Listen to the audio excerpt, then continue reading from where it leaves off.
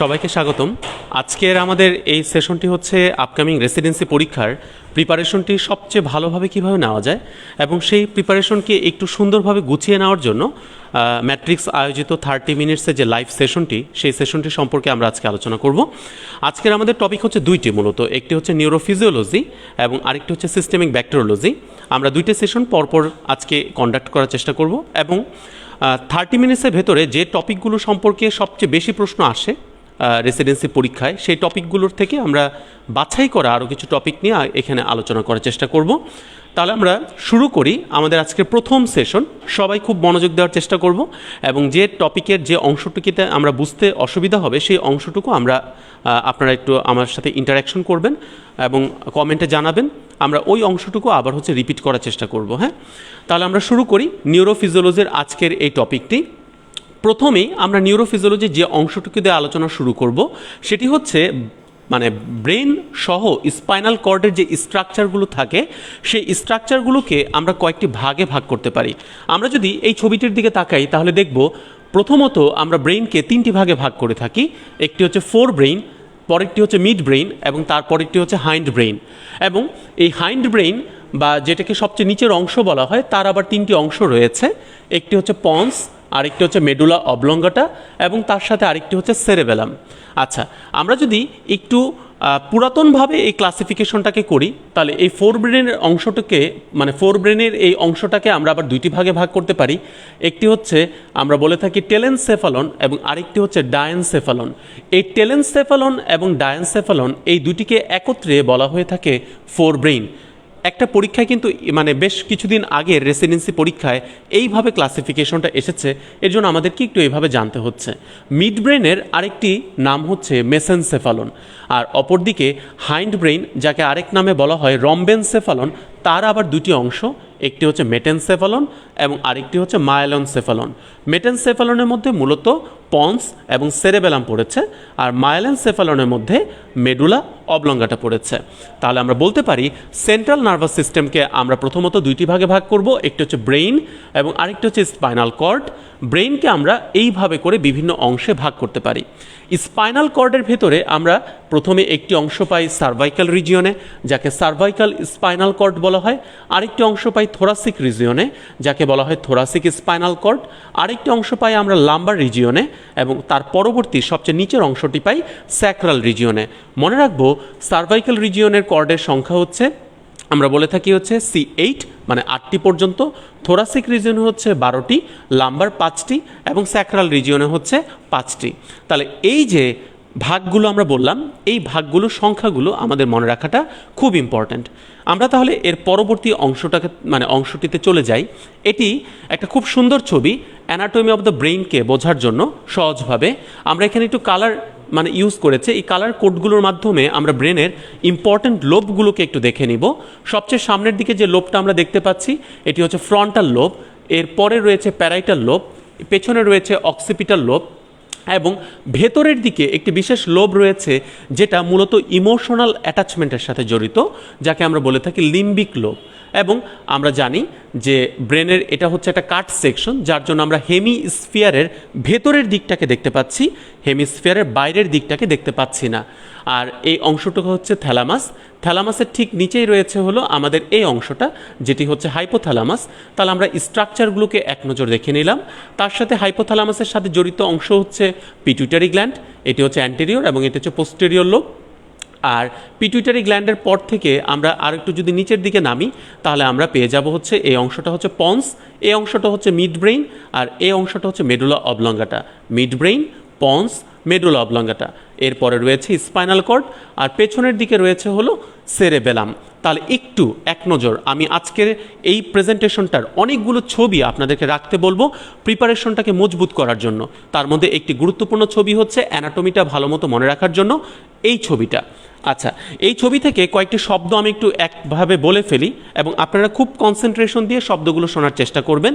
এগুলো হচ্ছে cortical লোবের function. Cortical লোবের কোন লোবটি কি ফাংশন এর সাথে জড়িত সেটা আমরা এখান থেকে একটু দেখব। তাহলে প্রথমে আসি ফ্রন্টাল লোব। মনে রাখবেন 4টা ইম্পর্টেন্ট ফাংশন। যে পাশের ফ্রন্টাল লোব আমরা ব্রেনে পাই সেটা আমাদের বডির অপোজিট পাশের, যেমন বাম পাশের ফ্রন্টাল লোব আমাদের ডান পাশের মোটর কন্ট্রোলের সাথে জড়িত। তাহলে একটা ফাংশন কি পেলাম? ফ্রন্টাল লোবের মোটর কন্ট্রোল। দ্বিতীয় ফাংশন আমাদের মিকচুরেশনের সাথে জড়িত। কোন সিচুয়েশনে মানুষ মিকচুরেশন করবে সেটা ফ্রন্টাল লোব ডিটেক্ট করে দিয়ে থাকে। আমাদের বিহেভিয়ার কেমন হবে একজনের সাথে অন্যজনের, এটা কে ডিটেক্ট করে দিয়ে থাকে? Frontal lobe.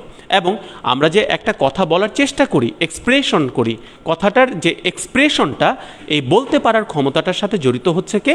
Frontal lobe. তার মানে ফ্রন্টাল লোবের যদি কোনো অসুবিধা হয় আমাদের কথা বলার যে ক্ষমতাটা এটা নষ্ট হয়ে যাবে। এটাকে আমরা কি বলে থাকি? এক্সপ্রেসিভ ডিসফ্যাসিয়া। আচ্ছা, আরেকটা ইম্পর্টেন্ট বিষয় হচ্ছে এই ফ্রন্টাল লোবটার যদি কোনো ক্ষতি হয়ে থাকে তাহলে আমাদের একটা সিজার হতে পারে, মানে কনভালশন হতে পারে। এবং এই কনভালশনটা যেহেতু ফ্রন্টাল লোবের ফাংশন হচ্ছে মোটর সিস্টেমটাকে কন্ট্রোল করা, এর জন্য এই সিজারের নামটা হয় মোটর সিজার। তাহলে ফ্রন্টাল লোবের ফাংশন ক্লিয়ার। এবার চলে আসি প্যারাইটাল লোবের ফাংশন। প্যারাইটাল লোবের মেইন ফাংশনটা হচ্ছে আমাদের বাম পাশের যে প্যারাইটাল লোবটা থাকবে এটা ফ্রন্টাল লোব, ধরলাম এটা প্যারাইটাল লোব। এই বাম পাশের প্যারাইটাল লোবটা আমাদের ডান পাশের সেন্সেশনের সাথে জড়িত। তার মানে আমাদের বডির যত সেন্সেশন ডান পাশের, সেটা কোন লোবে গিয়ে আমাদের এই পারসেপশনটা আমরা পাবো? বাম পাশের প্যারাইটাল লোবে গিয়ে। তার মানে সেন্সরি কন্ট্রোল কে করে থাকে? Parietal lobe.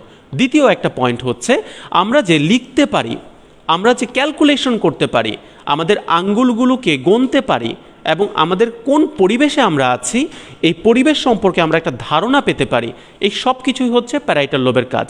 এই যে লিখতে পারা, যদি কেউ লিখতে না পারে তাহলে তাকে বলা হয় হচ্ছে ডিসলেক্সিয়া। আচ্ছা, মানে মূলত ডিসলেক্সিয়াটাকে বলা হয় পড়তে না পারা। তাহলে এই পড়তে পারা এটা হচ্ছে প্যারাইটাল লোবের কাজ। পড়তে না পারলে এটাকে কি বলবো আমরা? ডিসলেক্সিয়া। আচ্ছা, যদি কেউ ক্যালকুলেশন করতে না পারে এটাকে বলা হয় অ্যাক্যালকুলিয়া। তাহলে দুইটা কথা বলে ফেললাম।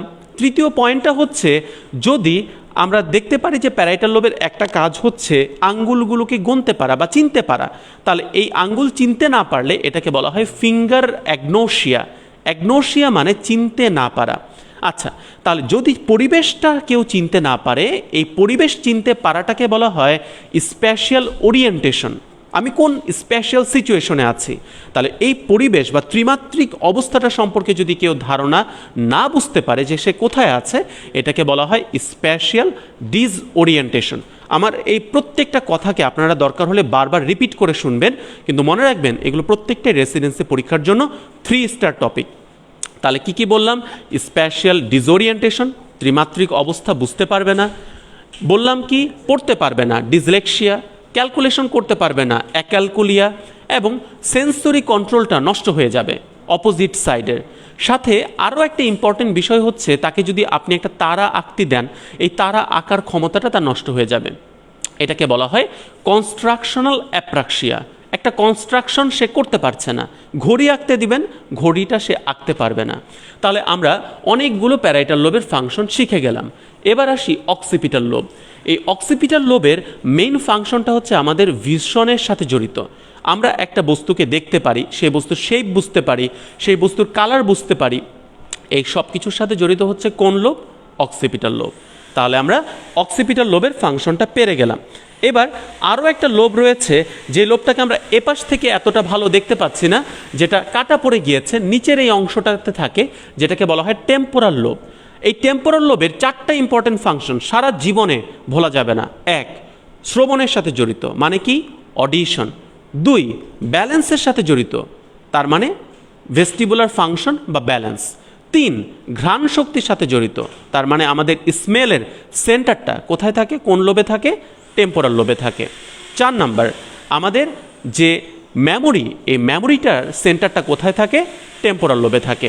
বলা হয় মেমোরি 2 রকম হয়, ওটা আমরা আবার ডিপে গেলাম না, শুধু মনে রাখবো মেমোরির ইম্পেয়ারমেন্টটা কোন লোবের ফাংশনের সাথে জড়িত? টেম্পোরাল লোবের ইম্পেয়ারমেন্টের সাথে জড়িত। আচ্ছা, তাহলে এই গুরুত্বপূর্ণ 4টা লোব সম্পর্কে আমাদের আলোচনা যখন শেষ, আমরা যদি বলে থাকি আমাদের সব সেন্সেশনকে যাচাই বাছাই বা রিলে করে কে, উত্তরটা আপনারাই পারবেন, উত্তর হবে থ্যালামাস। আমাদের যদি বলি টেম্পারেচার কন্ট্রোল করে কে, হাইপোথ্যালামাস। আমাদের ক্ষুধা বা হাঙ্গারের সেন্টার কোথায়, হাইপোথ্যালামাস। আমাদের তৃষ্ণা বা থার্স্টের সেন্টার কোথায়, হাইপোথ্যালামাস। আমাদের দুটি বিশেষ হরমোন, একটা হচ্ছে এডিএইচ এবং আরেকটা অক্সিটোসিন, কার থেকে রিলিজ হয়, হাইপোথ্যালামাস। আমাদের সিম্প্যাথেটিক সিস্টেম এবং প্যারাসিম্প্যাথেটিক সিস্টেম কার সাথে জড়িত, হাইপোথ্যালামাস। দেখেন অনেকগুলো সিস্টেমের কথা বললাম যারা হাইপোথ্যালামাসের সাথে জড়িত। আরও একবার শুনবেন, যেহেতু টাইমটা শর্ট আমরা একবার করে বলার চেষ্টা করব। আচ্ছা, এবার চলে আসি আমাদের এই ব্রেন স্টেম বলতে তাহলে কাকে বোঝায়, মিড ব্রেইন, পন্স, মেডুলা অবলঙ্গাটা, এই পুরো জোনটাকে আমরা বলে থাকবো হচ্ছে কি ব্রেন স্টেম, যেটা আমাদের জাগ্রত অবস্থার সাথে জড়িত বা অ্যারাউজালের সাথে জড়িত। এবং আমাদের কার্ডিয়াক সেন্টারটা থাকে হচ্ছে এই ব্রেন স্টেমের মধ্যে, এবং আমাদের রেসপিরেশনের সেন্টারটাও থাকে কোথায়, ব্রেন স্টেমে। ভমিটিং সেন্টারটাও কোথায় থাকে, ব্রেন স্টেমে। তাহলে এই কয়েকটা পয়েন্ট মনে রাখার চেষ্টা করবেন। এবং আরও একটা ইম্পর্ট্যান্ট বিষয় হচ্ছে আমাদের 3 এবং 4 এই দুটি ক্র্যানিয়াল নার্ভের উৎপত্তি হচ্ছে মিড ব্রেইন থেকে। 5, 6, 7, 8 এই ক্র্যানিয়াল নার্ভগুলোর উৎপত্তি হচ্ছে পন্স থেকে। 9, 10, 11, 12 এই ক্র্যানিয়াল নার্ভগুলোর উৎপত্তি হচ্ছে কোথা থেকে, মেডুলা অবলঙ্গাটা। এখন যদি কারো, তাহলে আমাদের চোখের মাসেলের মুভমেন্ট ঠিক থাকবে না। চোখের মাসেলের মুভমেন্ট যদি ঠিক না থাকে, সে দুটা দেখবে, তার মানে ডিপ্লোপিয়া হবে। আবার আমাদের যে কথা বলার ক্ষমতাটা, এই ল্যারিংসের সাপ্লাইটা হচ্ছে 10 নাম্বার বা ভেগাস নার্ভের সাথে জড়িত। ভেগাস নার্ভের উৎপত্তি হচ্ছে ফ্রন্টাল এরিয়া কোনটি, অডিশনের এরিয়া কোনটি, আবার স্মেলের এরিয়া কোনটি, দেখেন সব কিন্তু এই বক্সের মধ্যে আপনারা পেয়ে যাচ্ছেন। তাহলে যেহেতু এটা বোঝানোর মতো কিছু নাই, আমি বলবো এই ব্রডম্যান এরিয়া বা কোন ফাংশনাল এরিয়াটার নাম্বার কত, এটাকে মিস করা যাবে না। তাই এটা আমি একটু বলবো যে আপনারা সবাই এই স্লাইডটার অন্ততপক্ষে ক্লিপ রাখার চেষ্টা করবেন। চলে আসে এবার আরেকটি মহা গুরুত্বপূর্ণ টপিক, নিউরনের ক্লাসিফিকেশন। এটা হচ্ছে আরেকটি 3 স্টার বক্স, যেখান থেকে প্রশ্ন হর হামেশাই আসে। কিভাবে প্রশ্নটা আসে, যে ইউনিপোলার নিউরন কি, বাইপোলার নিউরন কি, মাল্টিপোলার নিউরন কি।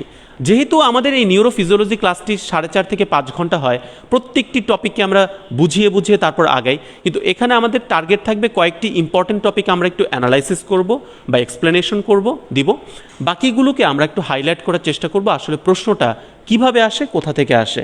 একটু দেখেন তাহলে, এই হচ্ছে সেই ছবিটা যেটা থেকে আপনারা খুব সহজেই নিউরনের 2 রকমের ক্লাসিফিকেশন পাবেন।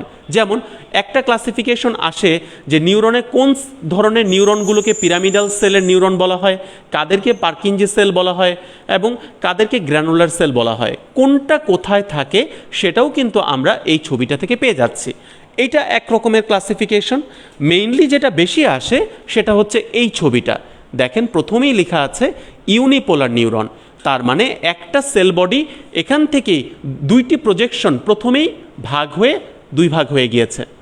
তার মানে সেল বডি প্রথমে কয়টা প্রজেকশন তৈরি করেছে, একটা, সেখান থেকে পরে 2 ভাগ হয়েছে, তাই এটার নাম হয়েছে কি ইউনিপোলার।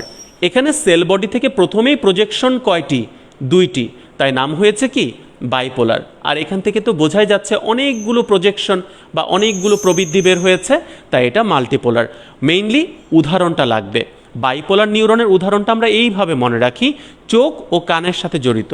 বিশ্বাস না হলে দেখেন, এই যে আমরা একটা বক্স দেখেছিলাম, এই বক্সের মধ্যেই বাইপোলার নিউরনের উদাহরণ ছিল কি রেটিনাল নিউরন, আরেকটা ছিল কি ককলিয়া, আরেকটা ছিল কি ভেস্টিবুলার নিউরন। তাহলে বুঝে গেলেন চোখ আর কানের সাথে নিউরনগুলো এভাবে মনে রাখতে পারেন, এরা হচ্ছে বাইপোলার নিউরন।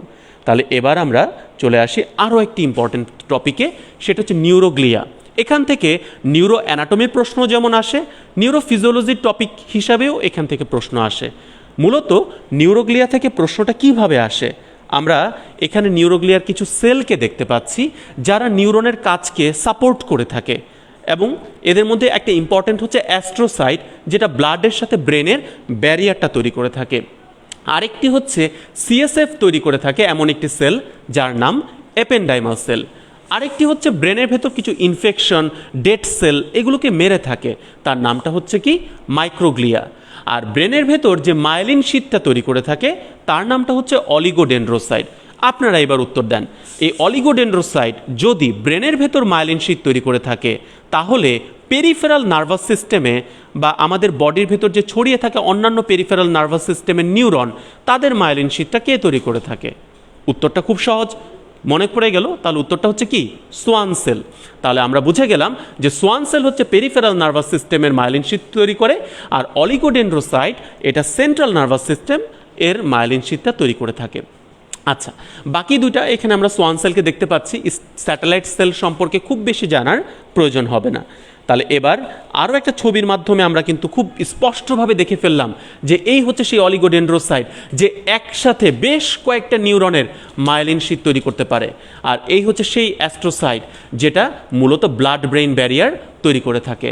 আর ওই যে ওখানে বসে আছে মাইক্রোগ্লিয়া, যেটা ব্রেনের বিভিন্ন ডেড সেলগুলোকে বা ইনফেকশন থাকলে সেই মাইক্রো অর্গানিজমকে ড্যামেজ করতে পারে। চলে আসি, এটা একটা ডেভিডসনের ছবি। এটা একটু ক্লামজি মনে হতে পারে, আমি এটাকে একটু সিম্পলিফাইড করার চেষ্টা করেছি। আচ্ছা, তাহলে ব্লাড ব্রেইন ব্যারিয়ার কি কি দ্বারা তৈরি হয় এটা এক নজর তাহলে একটা ছবির মাধ্যমে দেখে ফেলি। এটাও একটা 3 স্টার টপিক, বেশ কয়েকবার এসেছে। আসে কিভাবে? ব্লাড ব্রেইন ব্যারিয়ারের কম্পোনেন্ট 9 কোনটি? তাহলে ব্লাড ব্রেইন ব্যারিয়ারের কম্পোনেন্টগুলো আমাদের জানতে হবে। তাহলে একটু ছবি থেকে দেখে ফেলি। এই হচ্ছে ব্লাড, আর এই পাশে হচ্ছে ব্রেইন, মাঝখানের এই জায়গাটাই হচ্ছে ব্লাড ব্রেইন ব্যারিয়ার। তাহলে কে কে আছে দেখেন তো দেখি। প্রথমে ব্লাডের যে এন্ডোথেলিয়াল লেয়ার, মানে ব্লাড ভেসেলের যে এন্ডোথেলিয়াল সেল, সেটা হচ্ছে প্রথম লেয়ার। এরপরে হচ্ছে বেসমেন্ট মেমব্রেন, এরপরে হচ্ছে আমাদের অ্যাস্ট্রোসাইট।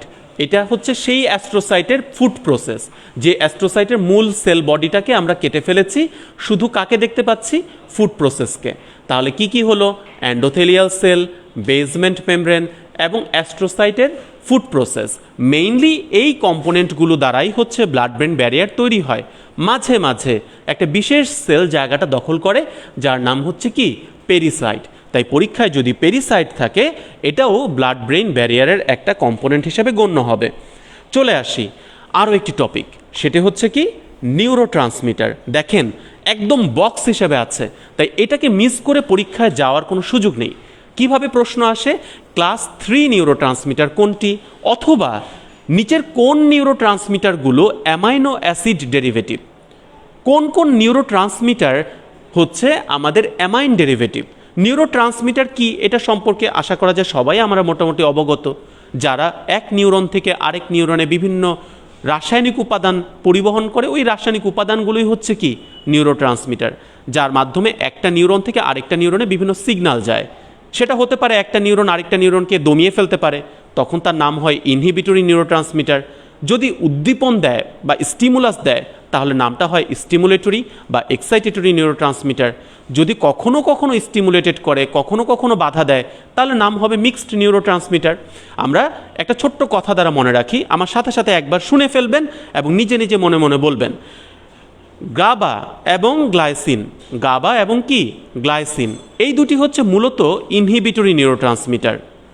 আর অপরদিকে গ্লুটামেট এবং অ্যাসপার্টেট, কি কি বলেছি? গ্লুটামেট এবং অ্যাসপার্টেট, এই দুটো হচ্ছে সাধারণত এক্সাইটেটরি নিউরোট্রান্সমিটার। তাহলে দেখেন এই বক্স থেকে আমরা দুইটা নাম প্রথমে বলে ফেলেছি, গ্লুটামেট এবং অ্যাসপার্টেট, এরা হচ্ছে মূলত এক্সাইটেটরি। গাবা এবং গ্লাইসিন এরা হচ্ছে ইনহিবিটরি। এই দুইটা যদি আপনারা একটু মনে রাখতে পারেন, তাহলে কিন্তু মোটামুটি আপনাদের নিউরোট্রান্সমিটারের দুইটা ইম্পর্টেন্ট তথ্য শেখা শেষ।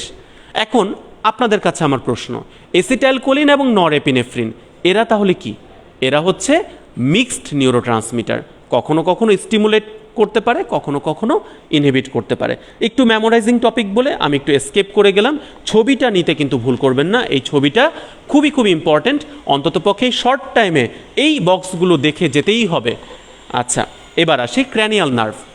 রিসেন্ট 2-3 বছর আগের একটি প্রশ্ন ছিল, কোন ক্র্যানিয়াল নার্ভ হচ্ছে মোটর, কোনটা সেন্সরি, কোনটা মিক্সড। আমি আর বিস্তারিত না বলে দেখেন কালার কোড পর্যন্ত দেওয়া আছে।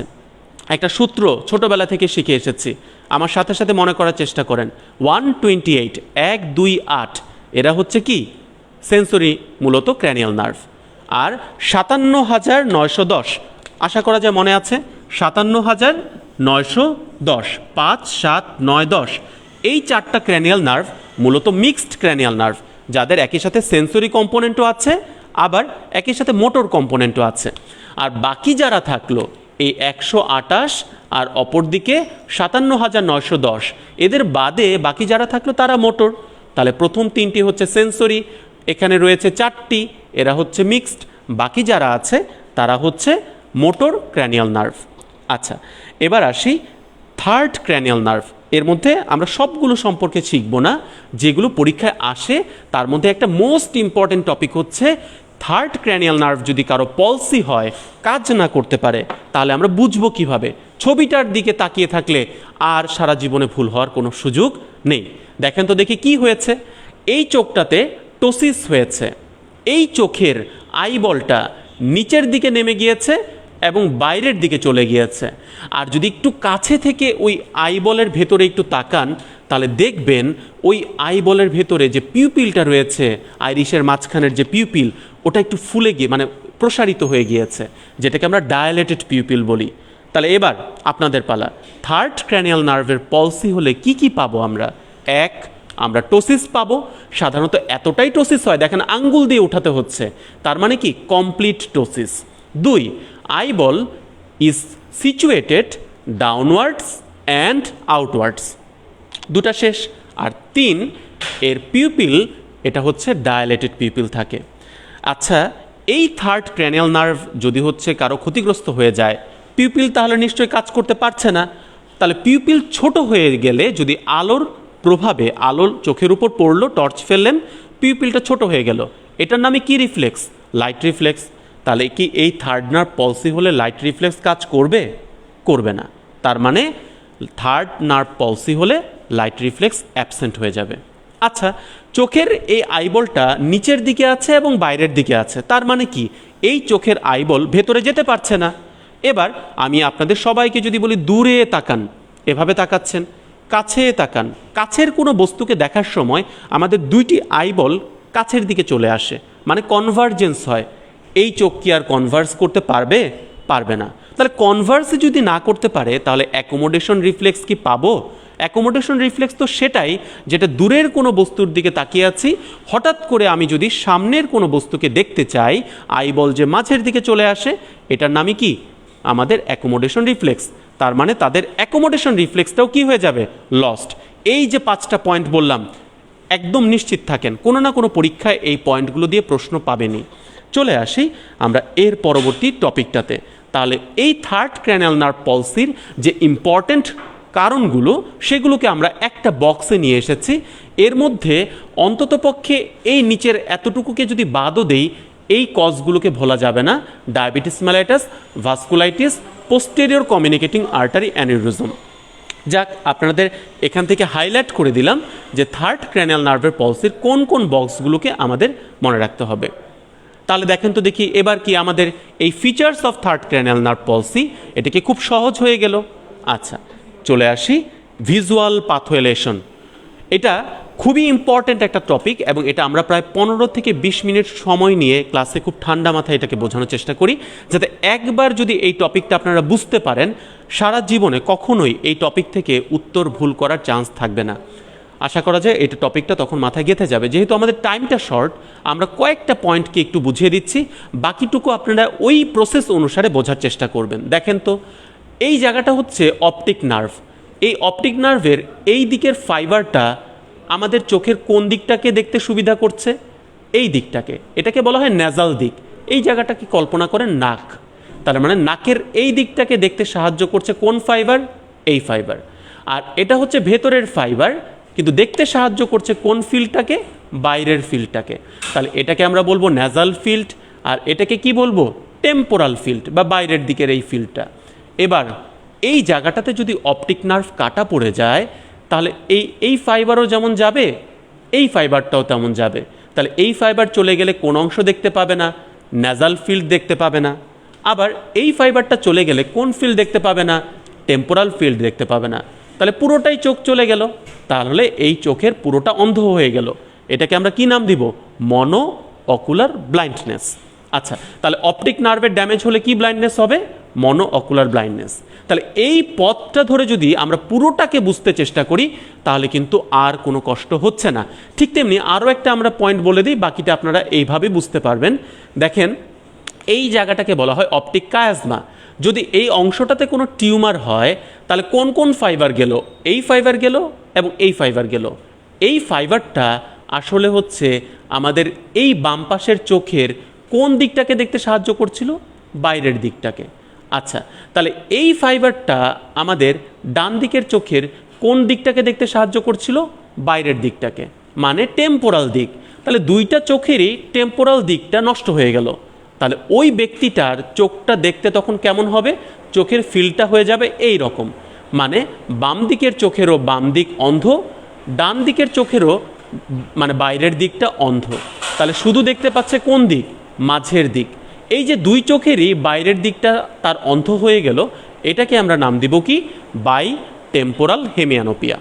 বাই মানে কি দুই, টেম্পোরাল মানে কি টেম্পোরাল দিক নষ্ট হয়ে গিয়েছে, এবং দুইটি চোখেরই অর্ধেক অর্ধেক অংশ হচ্ছে দেখতে পাচ্ছে না সে, এর জন্য নাম হচ্ছে হেমিয়ানোপিয়া। এই একই প্রসেস ধরে যদি আপনারা পুরোটা আগান তাহলে আর কোনো বুঝতে কষ্ট হবে না।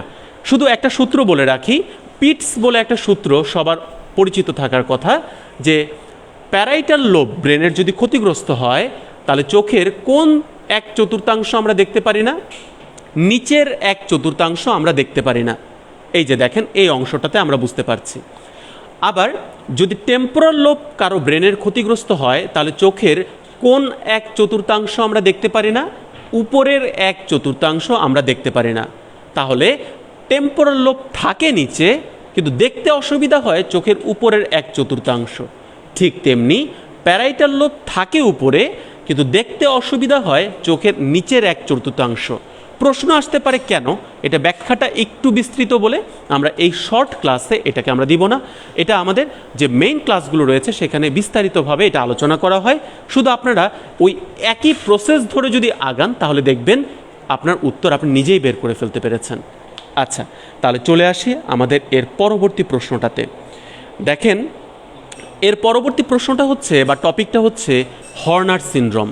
এটা কিন্তু খুবই ইম্পর্ট্যান্ট একটা টপিক। প্রশ্ন অ্যানালাইসিস করলে বুঝতে পারবেন যে এই টপিক থেকে কতটা প্রশ্ন আসে।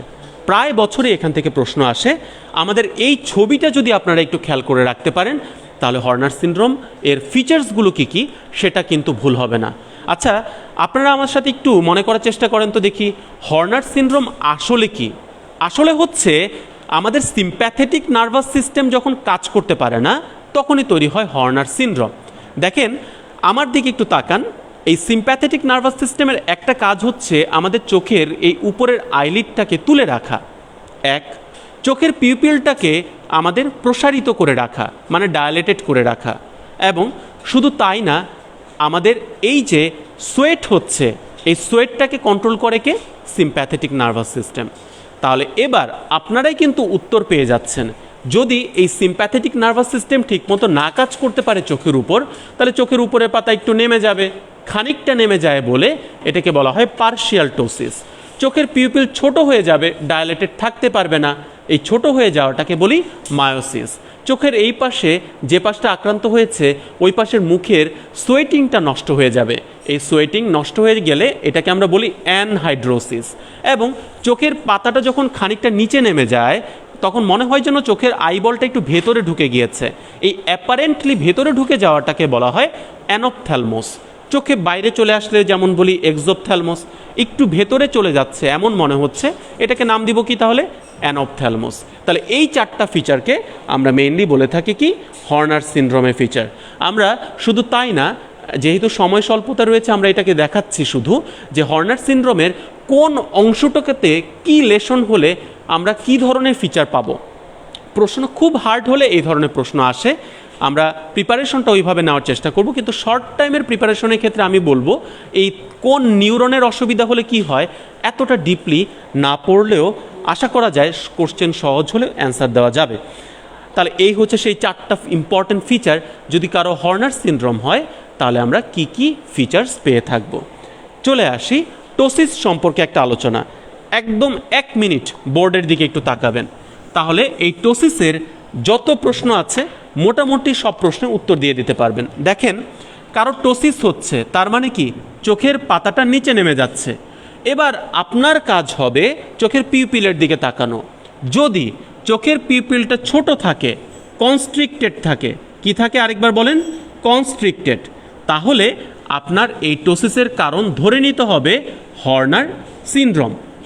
যদি এবার দেখলেন যে না, আসলে তো চোখের পিপিল ছোট না, উল্টো চোখের পিপিলটা ডায়ালেটেড হয়ে আছে, তাহলে চোখের পিপিলটা যদি ডায়ালেটেড হয়ে থাকে, অর্থাৎ পিপিলটা অনেক বড় হয়ে আছে কিন্তু চোখের পাতাটা নিচে নেমে আছে, তখন আপনার কজ হবে একটাই, সেটা হচ্ছে থার্ড নার্ভ পলসি।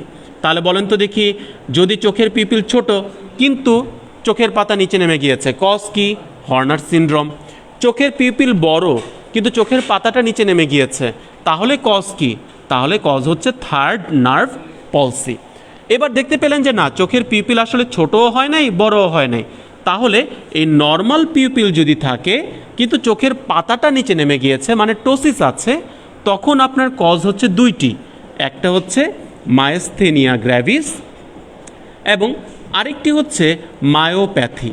এই যে একটা ছক আমি করে দিলাম, এই ছকটা দেখবেন পরীক্ষার জন্য কতটা পরিমাণ কাজে লাগে।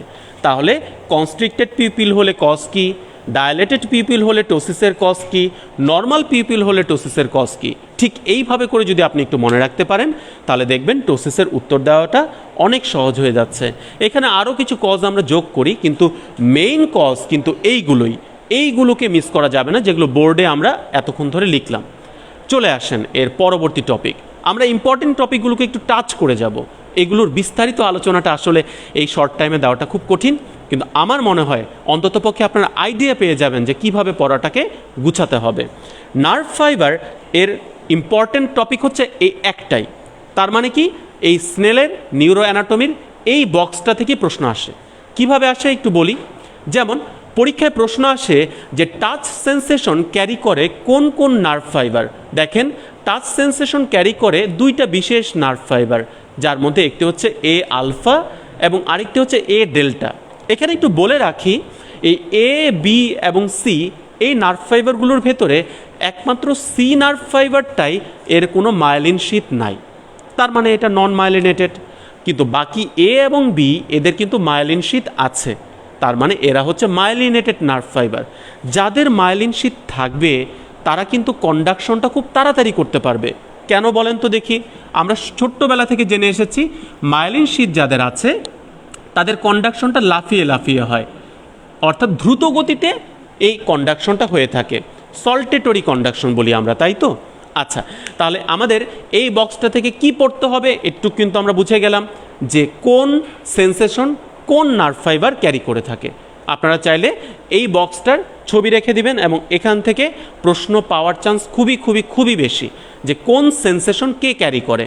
দেখেন, স্কেলেটাল মাসেলের প্রতি মোটর সাপ্লাইটা কে দিয়ে থাকে? এ আলফা ফাইবার। কিন্তু ওই স্কেলেটাল মাসেলেরই ভেতরে লুকিয়ে আছে একটা বিশেষ যন্ত্র যার নাম মাসেল স্পিন্ডল, সেখানে কিন্তু সাপ্লাই দিচ্ছে এ গামা ফাইবার। এই প্যাচটা দিয়ে প্রশ্ন কিন্তু বেশ কয়েকবার আপনারা পাবেন। তাহলে এবার চলে আসি এর পরবর্তী টপিকটাতে, রিসেপ্টর এবং সেন্সেশন। দেখেন, রিসেপ্টর এবং সেন্সেশন থেকে ইদানিং বেশ কিছুদিন আগেরই একটা প্রশ্ন যে নন ক্যাপসুলেটেড রিসেপ্টর হচ্ছে কারা। তাহলে একটু ছবি দেখি আমরা একটা। এই ছবিটার দিকে যদি একটু তাকান, একদম উপরের রিসেপ্টরটাকে দেখেন আর তার ঠিক পরের রিসেপ্টরটাকে দেখেন। এই রিসেপ্টরটার চারিদিকে একটা ক্যাপসুল আছে, কিন্তু ওই প্রথম যে রিসেপ্টরটা, যেটা বিভিন্ন সেন্সেশন স্কিন থেকে ক্যারি করে আমাদের স্পাইনাল কর্ড এবং সবশেষে ব্রেন পর্যন্ত নিয়ে যায়, এই রিসেপ্টরগুলোর ভেতরে এটাতে হচ্ছে ক্যাপসুল আছে আর প্রথমটাতে কোনো ক্যাপসুল নেই। তার মানে বলা যায় কিছু রিসেপ্টর আছে যাদের ক্যাপসুল থাকবে, কিছু রিসেপ্টর আছে যাদের ক্যাপসুল থাকবে না। তাহলে একটা ছোট্ট বক্স আমরা যদি একটু মনে রাখি যে কাদের ক্যাপসুল থাকবে আর কাদের ক্যাপসুল থাকবে না, এখানে তিনটা মাত্র নাম আছে যাদের ক্যাপসুল নাই। তাহলে এই তিনটা নাম ভোলা যাবে না। তাহলে একটু দেখে ফেলি, এই হচ্ছে সেই তিনটা নাম। আমি একটু হাইলাইটও করে ফেললাম যে এই জায়গাটাকে একেবারে এমফাসাইজ দিতে হবে যে কারা কারা হচ্ছে নন ক্যাপসুলেটেড রিসেপ্টর। চলে আসি এর পরবর্তী টপিকটাতে। দেখেন, এটাও আরেকটা 3 স্টার বক্স। এই বক্সটা থেকে কিভাবে প্রশ্ন আসে, একটু আগেই যে একটা কথা বললাম, রিসেপ্টর তারাই যারা সেন্সেশনটাকে স্কিন থেকে মাথা পর্যন্ত নিয়ে যায়। তাহলে এখন কোন সেন্সেশন কোন রিসেপ্টর নেয় সেটা জানতে হবে। সেটার জন্য এই বক্সকে পুরোটা পড়া লাগবে না। কি পড়তে হবে একটু বলি। এই পাশের লাইনটা পড়বেন, এরা হচ্ছে সব রিসেপ্টরের নাম। আর একদম এই পাশের সেন্সেশনটা পড়বেন যে কোন সেন্সেশনটা ক্যারি করে। তাহলে এই দুইটা কলাম একেবারে ভুল করা যাবে না। তাহলে কোন রিসেপ্টর কোন সেন্সেশনটা ক্যারি করে এটা একটু আপনাদেরকে ফোকাস করতে হবে। আমরা এই রিসেপ্টরগুলোকে একে একে তারপর হচ্ছে পড়ানোর চেষ্টা করি। তবে আপনাদের সবার প্রতি রিকোয়েস্ট থাকবে কোন রিসেপ্টর অন্তত কী সেন্সেশন ক্যারি করে এটা ভুল করার কোনো সুযোগ নেই। আচ্ছা, এবার চলে আসি হচ্ছে অটোনমিক নার্ভাস সিস্টেম। বেশ কয়েকটা ইম্পর্ট্যান্ট টপিক পড়ার পরে আমরা একটু রিল্যাক্সিং একটা টপিক একটু পড়তে পারি, কারণ অটোনমিক নার্ভাস সিস্টেম সম্পর্কে মোটামুটি আমাদের একটু ধারণা আছে। যার একটি হচ্ছে ঘুমিয়ে থাকার সময়, বিশ্রামের সময় কাজ করে, যার নাম প্যারাসিম্প্যাথেটিক। আরেকটি হচ্ছে যখন আমরা খুব দৌড়াদৌড়ির মধ্যে থাকি, কোনো এক্সাইটমেন্টের মধ্যে থাকি, তখন কাজ করে, অর্থাৎ কি সিম্প্যাথেটিক। একটা ছোট্ট ছবি দেখাই, দেখেন কত সহজে এই সিম্প্যাথেটিক এবং প্যারাসিম্প্যাথেটিকের ফাংশনটাকে মনে রাখা যায়। এই ছবিটা থেকে আমার সাথে সাথে একটু যেটা বলবো সেটাকে মনে করার চেষ্টা করবেন বা ওইভাবে নিজেকে কল্পনা করার চেষ্টা করবেন, তাহলে মনে থাকবে। দেখেন প্যারাসিম্প্যাথেটিক যেটা ঘুমের সময় কাজ করবে, একটু মনে করার চেষ্টা করেন। তখন চোখের পিপিলটা হয়ে যায় ছোট, মানে কনস্ট্রিক্টেড। তখন মুখে লালার পরিমাণটা বেড়ে যায়, মুখ দিয়ে লালা গড়িয়েও পড়ে অনেকের ঘুমের সময়। তার মানে স্যালাইভাটার সিক্রেশন কি হয়ে যায়, বেড়ে যায়। কিন্তু এই স্যালাইভাটা থিন হয়ে যায়, পাতলা হয়ে যায়, যার কারণে মুখ দিয়ে গড়িয়ে পড়ে। তখন আমাদের এই যে ব্রঙ্কাস রয়েছে, এই ব্রঙ্কাসটা চেপে ধরে, অর্থাৎ ব্রঙ্কো কনস্ট্রিকশন হয়। একটা একটা করে বলছি, একটু এই ছবি থেকেও মেলানোর চেষ্টা করেন। ওই সময়টাতে দেখবেন যেটা হয়, অনেক সময় যাদের অ্যাজমা থাকে তাদের কিন্তু এই কারণে ঘুমের সময় প্রচণ্ড শ্বাসকষ্ট বেড়ে যেতে পারে। কেন? কারণ তখন এই প্যারাসিম্প্যাথেটিক সিস্টেমটা বেশি কাজ করার কারণে ব্রঙ্কাসগুলোকে চেপে ধরে। অ্যাজমা রোগীদের এমনিতেই থাকে ব্রঙ্কো কনস্ট্রিকশন, তাহলে ঘুমের সময় অ্যাজমার অ্যাটাকও বেড়ে যেতে পারে। তাই রাতের সময় ওই অ্যাটাকটা বেড়ে যাওয়ার একটা চান্স থাকে। অদ্ভুত ব্যাপার, ব্রঙ্কাস কনস্ট্রিকশন করলেও সেখানে সিক্রেশনটা বেড়ে যায়। তাহলে ব্রঙ্কাসের সিক্রেশনটা কি হয়, বেড়ে যাচ্ছে। আমাদের পেটের ভেতরে যে স্টোমাক আছে সেখানে হাইড্রোক্লোরিক অ্যাসিডের সিক্রেশনটা কি হয়ে যায়, বেড়ে যায়। এবং ওই সময়টাতে পেটের যে পেরিস্টালসিস অর্থাৎ কন্ট্রাকশন আর রিল্যাক্সেশন, এটা কিন্তু এই প্যারাসিম্প্যাথেটিক অ্যাক্টিভিটির জন্য বেড়ে যায়। তাহলে পেরিস্টালসিস বেড়ে যাচ্ছে, কিন্তু অ্যানাসের এখানে যে ছোট্ট স্প্রিংটাটা আছে সেটা কিন্তু রিল্যাক্স হয়ে যাচ্ছে, তাহলে স্টুলটা বের হয়ে যাচ্ছে। তার মানে ডিফিকেশনে কাজ করছে কে, প্যারাসিম্প্যাথেটিক সিস্টেম। এর জন্য কোনো স্ট্রেসে আছেন, কোনো টেনশনে আছেন, তখন কি ডিফিকেশনে কোনো রিফ্লেক্স হবে না। তার মানে ডিফিকেশনের রিফ্লেক্সটা হচ্ছে কার কাজ, প্যারাসিম্প্যাথেটিকের কাজ। ঠিক এই একইভাবে সে কী করে, এই ব্লাডারটাকে কন্ট্র্যাক্ট করে ফেলে এবং তখন ইউরিনটা বের হয়ে যায়। তাহলে ইউরিনেশন এটাও কার কাজ, প্যারাসিম্প্যাথেটিকের কাজ। এবং শুধু তাই না, আর একটা ইম্পর্টেন্ট প্রশ্ন প্রায় আসে, ইরেকশন এবং ইজাকুলেশনের ভেতর কোনটা কার কাজ। মনে রাখবেন, erection is a function of parasympathetic, কিন্তু ইজাকুলেশন এটা মূলত কার কাজ, সিম্প্যাথেটিকের কাজ। তাহলে হার্ট রেট সবশেষে যেটা আমাদের আরও একটা ইম্পর্টেন্ট প্রশ্ন প্রায় আসে, হার্ট রেট বাড়ায় কে, এংজাইটির সময় হার্ট রেট বেড়ে যায়, তার মানে সিম্প্যাথেটিক অ্যাক্টিভিটি হার্ট রেটকে কী করে দেয়, বাড়িয়ে দেয়। আর ঘুমের সময় হার্ট রেট কমে যায়, তার মানে প্যারাসিম্প্যাথেটিক সিস্টেম হার্ট রেটকে কী করে দিচ্ছে, কমিয়ে দিচ্ছে। আপনারাই বলেন তো দেখি, হার্ট রেট যদি কমে যায় তাহলে আমাদের স্ট্রোক ভলিউমটা কমে যাবে। মানে সহজ কথা আমরা বলতে পারি কার্ডিয়াক আউটপুটের উপর মেইনলি প্রভাবটা পড়বে। হার্ট রেট কমে গেলে কার্ডিয়াক আউটপুটটা কী হবে, কমে যাবে। কার্ডিয়াক আউটপুটটা যদি কমে যায় তাহলে ব্লাড প্রেশারটা কী হবে, কমে যাবে।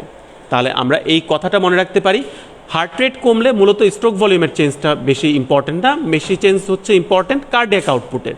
কার্ডিয়াক আউটপুটটা কমে যাবে, হার্ট রেট কমলে ব্লাড প্রেশারও কমে যাবে। তাহলে প্যারাসিম্প্যাথেটিক সিস্টেম ব্লাড প্রেশারকে কী করে দেয়, কমিয়ে দেয়।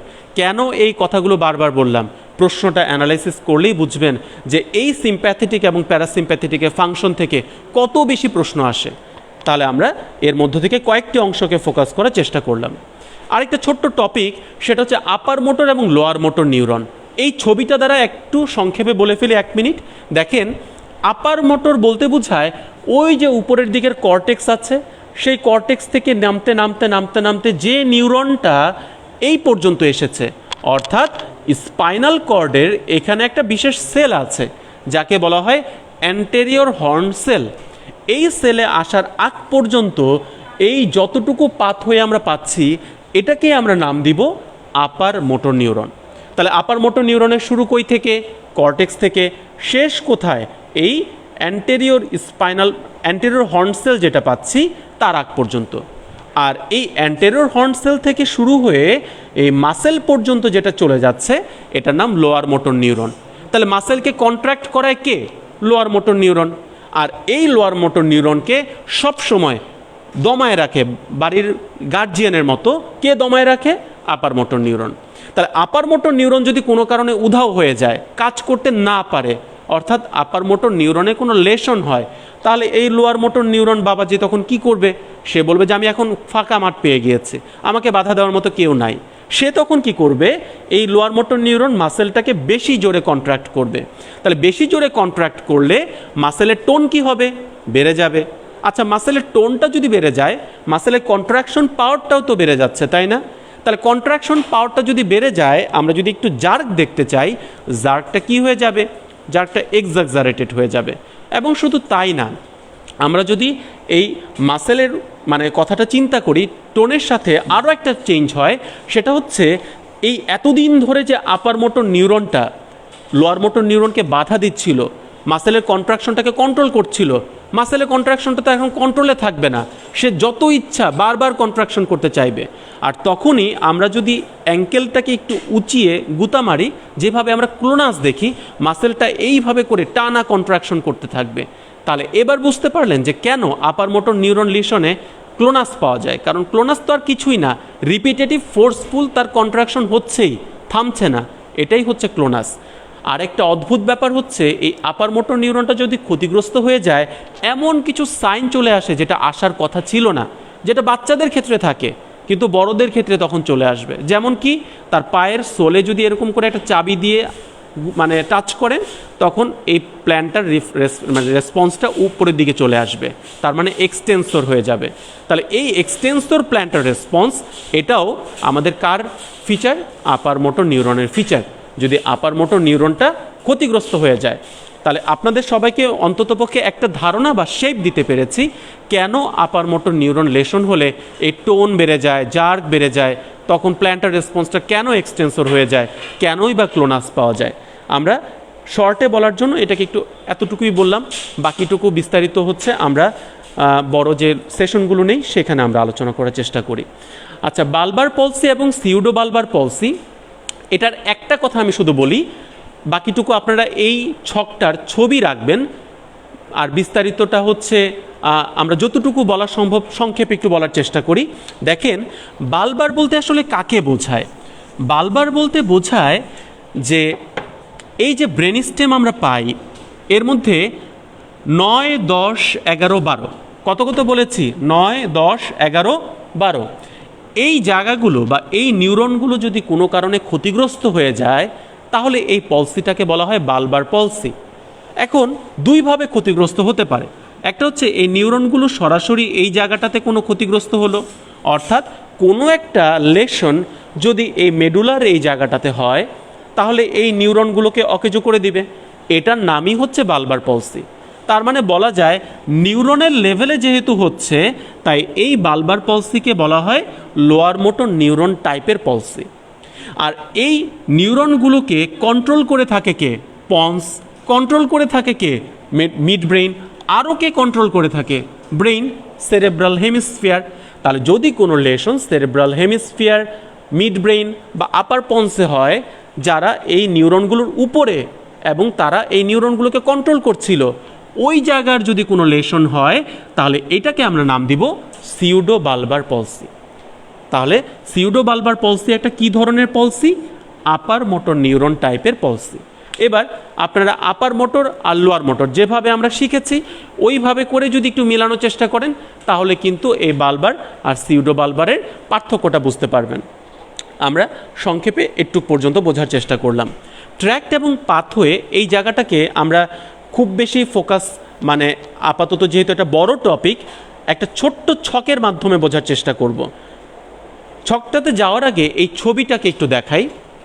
দেখেন এই অংশটাকে বা লাল রঙের কালারগুলোতে আমরা দেখতে পাচ্ছি ডিসেন্ডিং পাথওয়ে শুরু হচ্ছে ব্রেইন থেকে, আস্তে আস্তে এই ফাইবারগুলো বা ট্র্যাক্টগুলো নিচের দিকে নামছে, এর জন্য এদেরকে বলা হয় ডিসেন্ডিং পাথওয়ে। আর যারা এই স্পাইনাল কর্ড থেকে শুরু হয়ে আস্তে আস্তে আস্তে আস্তে ফাইবারগুলো ব্রেইন পর্যন্ত যায়, এদেরকে আমরা নাম দিব অ্যাসেন্ডিং পাথওয়ে। আমি একটা কথা সবসময় বলি যে এর মধ্যে এত ডিটেলস না পড়ে আপনাকে জানতে হবে কোন কোন পাথওয়ে ক্রস করে কোথায় গিয়ে। তাহলে একটু আমি বলি, আমাদের এই জায়গাটাতে একটা বিশেষ ট্র্যাক্ট রয়েছে যেখানে অনেকগুলো ফাইবার একসাথে থাকে, এটাকে বলা হয় অ্যান্টেরিয়র স্পাইনোথ্যালামিক ট্র্যাক্ট।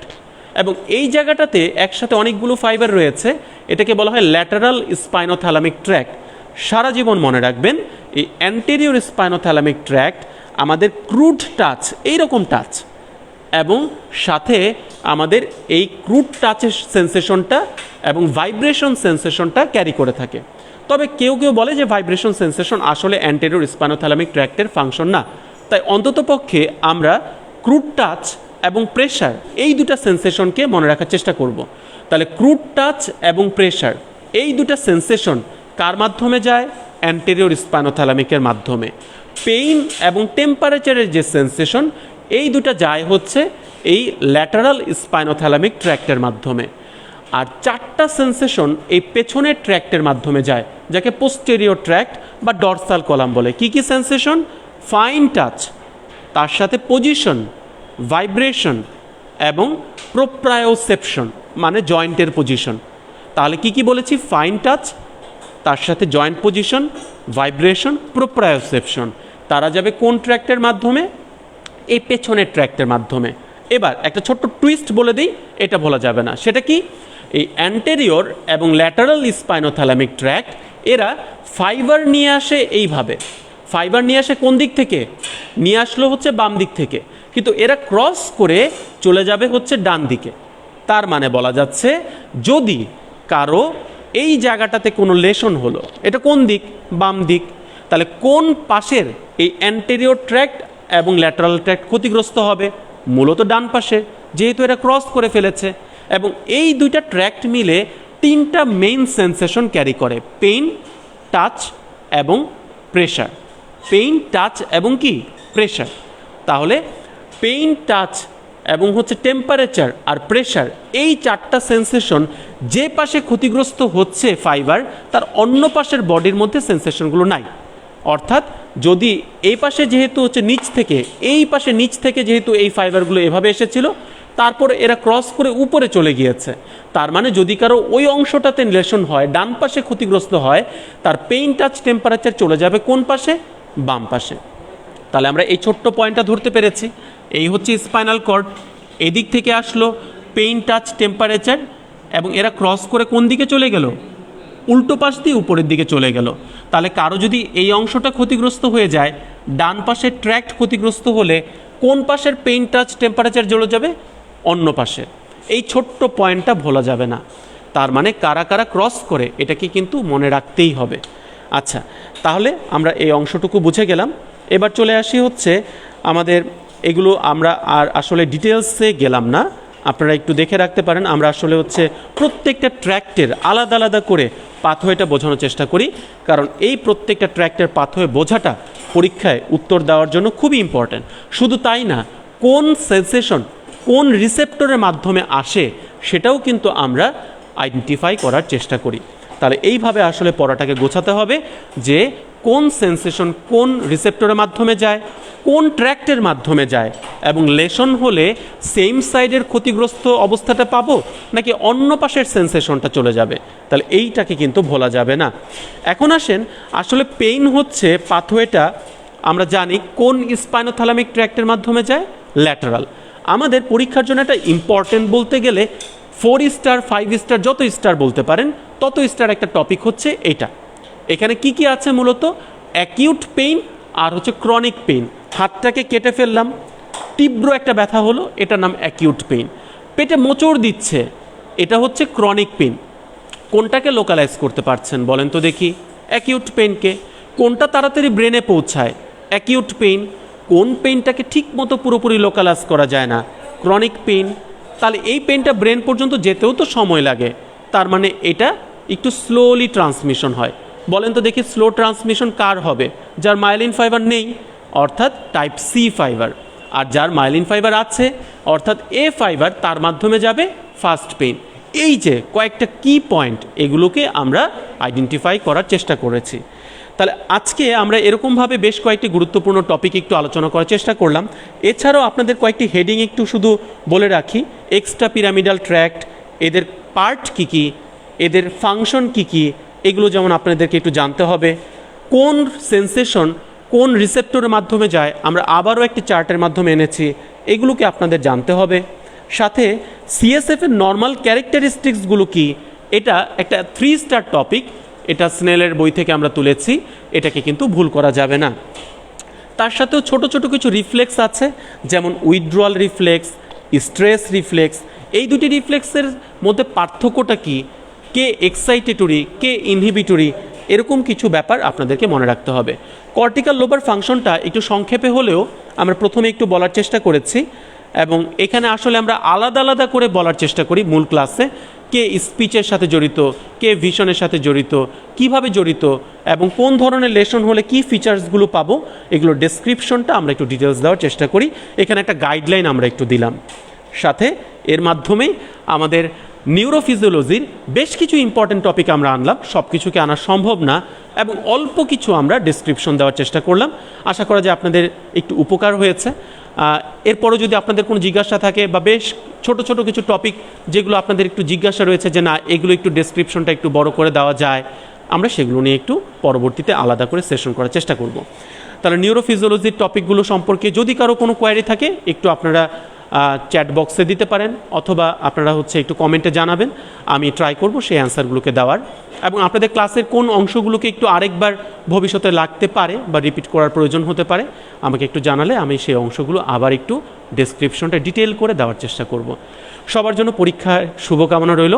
ভালো মতো সবাই প্রিপারেশনটা নেন। পরীক্ষার টাইমটাকে সময়টা চলে এসেছে, একটু গুছিয়ে প্রিপারেশন নিলে আশা করা যায় সাফল্য চলে আসবে। ধন্যবাদ সবাইকে। আচ্ছা, এখন আমরা উইথাউট ব্রেক নতুন আরেকটি টপিক সম্পর্কে একটু আলোচনা করব। সবাই একটু চা কফি যাই আছে সামনে সেটাকে নিয়ে একটু বসে পড়েন। পুনরায় 30টা মিনিটের জন্য একটু ধৈর্য রাখার চেষ্টা করবেন। আমাদের আজকের দ্বিতীয় সেশনটি হচ্ছে সিস্টেমিক ব্যাকটেরিওলজি। এমন কোনো পরীক্ষা নাই যেখানে এখান থেকে বেশ কয়েকটি প্রশ্ন আসে নাই। বলা যায় এটা 3 স্টার একটা টপিক, এবং এর এই টপিকটা অনেক বড় একটা টপিক। আমরা আজকের এই সিস্টেমিক ব্যাকটেরিওলজিতে আমাদের টার্গেটটি হচ্ছে কিছু অমূল্য বক্সকে তুলে ধরা এবং কিছু কি পয়েন্টগুলোকে আপনাদের সামনে নিয়ে আসা, যেগুলো আপনাদের পরীক্ষার জন্য খুব কাজে লাগবে। যেমন এটা আমাদের লেঞ্জের বইয়ের একটা ইম্পর্ট্যান্ট বক্স, যে কে কে অ্যারোবিক ব্যাকটেরিয়া এবং কে কে অ্যানারোবিক ব্যাকটেরিয়া। তাহলে এই বক্সটা আপনাদেরকে পরীক্ষার আগের রাতেও দেখে যেতে হবে। আমরা এখান থেকে আলাদা করে জানবো কে অব্লিগেট অ্যারোব, কে ফ্যাকাল্টেটিভ অ্যানারোব, কে অ্যারো টলারেন্ট, কে মাইক্রো অ্যারোফিলিক। অ্যারো টলারেন্ট হচ্ছে যারা বাতাসের উপস্থিতি সহ্য করতে পারে। মাইক্রো অ্যারোফিলিক হচ্ছে যারা কম পরিমাণে অক্সিজেনের উপস্থিতি যদি থাকে তাহলে বৃদ্ধি ঘটাতে পারে। আর অব্লিগেট অ্যারোব হচ্ছে আমাকে অক্সিজেন দাও বাঁচবো, না দিলে মরে যাব। আর অব্লিগেট অ্যানারোব হচ্ছে উল্টোটা, অক্সিজেন দিয়েছো তো মরেছি। তাহলে এই যে পয়েন্টগুলো, যে আসলে কি বোঝায় অ্যারোব বা অ্যানারোব দ্বারা, এটাকে একটু বোঝার চেষ্টা করব। আর এক্সাম্পলগুলো একটু বোঝার চেষ্টা করব। সুপার অ্যান্টিজেন, সাধারণত আমরা জানি আমাদের শরীরে যদি কোনো অ্যান্টিজেন প্রবেশ করে, সেই অ্যান্টিজেনটাকে সবচেয়ে প্রথমে ধরতে পারে একটা বিশেষ সেল, যার নাম অ্যান্টিজেন প্রেজেন্টিং সেল। সে কি করে, এই অ্যান্টিজেনটাকে নিজের মধ্যে নিয়ে তারপর একটা বিশেষ পেপটাইডের মাধ্যমে এটাকে প্রকাশ করে। এই পেপটাইডগুলোকে বলা হয় এমএসসি কমপ্লেক্স। তার প্রথমে একটা অ্যান্টিজেন ঢুকলো, তাকে ধরলো কে, অ্যান্টিজেন প্রেজেন্টিং সেল। সেটাকে প্রসেস করে কার মাধ্যমে প্রকাশ করলো, মেজর হিস্টোকম্প্যাটিবিলিটি কমপ্লেক্সের মাধ্যমে। এই কমপ্লেক্সের মাধ্যমে সে কার কাছে গিয়ে এটাকে প্রেজেন্ট করবে, টি সেলের কাছে। এখন আমি যদি এমন একটা অ্যান্টিজেনের কথা বলি যে না, তাকে প্রকাশ করার জন্য এই মেজর হিস্টোকম্প্যাটিবিলিটি কমপ্লেক্সে কোনো দরকার নাই, সে একাই 100, সে সরাসরি এই অ্যান্টিজেন প্রেজেন্টিং সেলের মাধ্যমে কার কাছে নিজেকে উপস্থাপন করতে পারে? টি সেলের কাছে। তাহলে এই বিশেষ পাওয়ারধর সেলগুলোকেই, অ্যান্টিজেনগুলোকেই আমরা নাম দিব কি? Super antigen. তাহলে সুপার অ্যান্টিজেনের জন্য কার দরকার হয় না বলেন তো দেখি? মেজর হিস্টো কম্প্যাটিবিলিটি কমপ্লেক্সের কোনো দরকার হয় না। আচ্ছা, উদাহরণটা মনে রাখতেই হবে, বিশেষ করে প্রথম 3-4টা উদাহরণ আমি বলবো, এই 4টা উদাহরণকে ভোলা যাবে না। তাহলে কে কে সুপার অ্যান্টিজেন? স্ট্যাফাইলোকক্কাসের ভেতরে একটা আছে যেটা ফুড পয়জনিং করে, যার নাম এন্টারোটক্সিন। আরেকটা আছে যেটা টক্সিক শক তৈরি করে, যেটাকে বলা হয় টক্সিক শক সিনড্রোম টক্সিন। আর অপরদিকে স্ট্রেপ্টোকক্কাসের ভেতর একটা টক্সিন রয়েছে যেটা আমাদের স্কারলেট ফিভার নামক একটা বিশেষ জ্বর তৈরি করে থাকে, যাকে বলা হয় হচ্ছে স্ট্রেপ্টোকক্কাল পাইরোজেনিক এক্সোটক্সিন। তাহলে এই যে কয়েকটা নাম আমি বললাম, এরা সবাই কিন্তু সুপার অ্যান্টিজেন হিসেবে কাজ করে। তাহলে এই বক্সটা একটা 3 স্টার বক্স, এটা জানতেই হবে। আচ্ছা, ঠিক এরকমই আরও একটা টক্সিন আছে, সে বাবাজি হচ্ছে আরও ভিন্ন রকমের। সে কি করে? এখানে এমন কিছু ভাইরাস রয়েছে যারা প্রথমে একটা ব্যাকটেরিয়াকে আক্রমণ করে, তারপর সে তার ভেতরে ঢুকে পড়ে, তার ভেতরে গিয়ে তার যে ডিএনএ রয়েছে বা জিন ম্যাটেরিয়াল রয়েছে তার সাথে নিজেকে মিলিয়ে ফেলে। মিলিয়ে ফেলার পরে সেখানে তখন নতুন করে ওই ভাইরাসগুলো তৈরি হয় এবং এক সময় সে ওই ব্যাকটেরিয়ার প্রাচীরকে ছিন্ন ভিন্ন করে বাইরে চলে আসে। এই সাইকেলটাকে বলা হয় ব্যাকটেরিওফাজের সাইকেল, অথবা এটাকে আরেক নামে বলা হয় লাইসোজেনিক সাইকেল। এই সাইকেলের মাধ্যমে যদি কোনো ব্যাকটেরিয়ার টক্সিন তৈরি হয়ে থাকে তাহলে তার নাম লাইসোজেনিক টক্সিন। তাহলে লাইসোজেনিক টক্সিনটা কি, এটা আমাদের বুঝতে আর কোনো অসুবিধা নাই। কিন্তু পরীক্ষায় এই ব্যাখ্যাটার চেয়ে বেশি গুরুত্বপূর্ণ হচ্ছে উদাহরণ। দেখেন এখানে এই 3টে উদাহরণ আছে, যেই 3টা উদাহরণ পরীক্ষায় ইনভ্যারিয়েবলি এসেছে। মনে রাখতে পারেন ডিবিসি নিউজ মানে কি? Diphtheria, botulinum, cholera. এই 3টা আলাদা করে মনে রাখবেন। আর তাছাড়াও এই বক্সে যাদেরকে আমরা তুলেছি প্রত্যেকটার নামই পরীক্ষায় এসেছে। তাহলে আমরা এই বক্সটাকে একটু ভালোভাবে নজর দেওয়ার চেষ্টা করব। আরও একটা নেমোনিক দিয়ে আমরা আরেকটা বিশেষ ব্যাকটেরিয়াগুলোকে চিনে থাকি, যাদেরকে বলা হয় ফ্যাস্টিজিয়াস ব্যাকটেরিয়া। মনে রাখবেন কিছু কিছু ব্যাকটেরিয়া আছে যারা বলবে যে আমাদের জন্য বিশেষ পুষ্টি উপাদান দাও, আমাদের জন্য বিশেষ বিশেষ কিছু উপাদান দাও, তারপরেই আমরা বৃদ্ধি ঘটাবো। তার মানে কি? এরা রাজা জমিদারের মতো। এই যে বিশেষ কিছু ব্যাকটেরিয়া যাদের বৃদ্ধির জন্য বা গ্রোথের জন্য আলাদা কিছু উপাদানের দরকার হয়, তাদেরকেই বলা হয় ফ্যাস্টিজিয়াস ব্যাকটেরিয়া। তারা সাধারণ কোনো কালচার মিডিয়াতে গ্রো করবে না। মেইনলি উদাহরণটা মনে রাখবেন, এখানে একটা সূত্র দিয়ে দেওয়া হয়েছে। সূত্রটা যদি নাও মনে থাকে, এই নামগুলো কিন্তু ভোলার কোনো সুযোগ নেই। আচ্ছা, এবার চলে আসি, এরকম আরও কিছু ফ্যাস্টিজিয়াস ব্যাকটেরিয়াগুলোকে আমরা একটা ছোট ছোট বক্সে নিয়ে আসি। এই নামগুলোকে আলাদা করে মনে রাখার তেমন কোনো দরকার হবে না। এগুলো মনে রাখবেন এইভাবে, যে সকল ব্যাকটেরিয়ার নামের শেষে ELLA আছে তারা সবাই ফ্যাস্টিজিয়াস, এক্সেপ্ট হচ্ছে এই 2টা। তাহলে ফ্যাস্টিজিয়াস ব্যাকটেরিয়া সম্পর্কে একটা ছোটোখাটো ধারণা হয়ে গেল। এখান থেকেও কিন্তু প্রশ্ন এসেছে, ছোট্ট হলেও কি হবে? এই ছোট মরিচে যেমন ঝাল বেশি থাকে, এখান থেকে প্রশ্নটাও অনেকবার এসেছে। সেটা কীরকম? কোয়াগুলেস পজিটিভ এবং কোয়াগুলেস নেগেটিভ ব্যাকটেরিয়া হচ্ছে কারা? কোয়াগুলেস হচ্ছে কি? যেটা ক্লট তৈরি করে ফেলে। তাহলে ক্লট তৈরি করে ফেলে এরকম একটা এনজাইম হচ্ছে কোয়াগুলেস। এই কোয়াগুলেস যাদের ভেতর থাকে এরকম একটা ব্যাকটেরিয়ার নাম হচ্ছে স্ট্যাফ অরিয়াস। আর থাকে না যারা, তাদের 2টি উদাহরণ হচ্ছে এপিডার্মিডিস এবং স্যাপ্রোফাইটিকাস। আপনাদের কাছে প্রশ্ন যে এর মধ্যে কে ইউটিআই করে বলেন তো দেখি?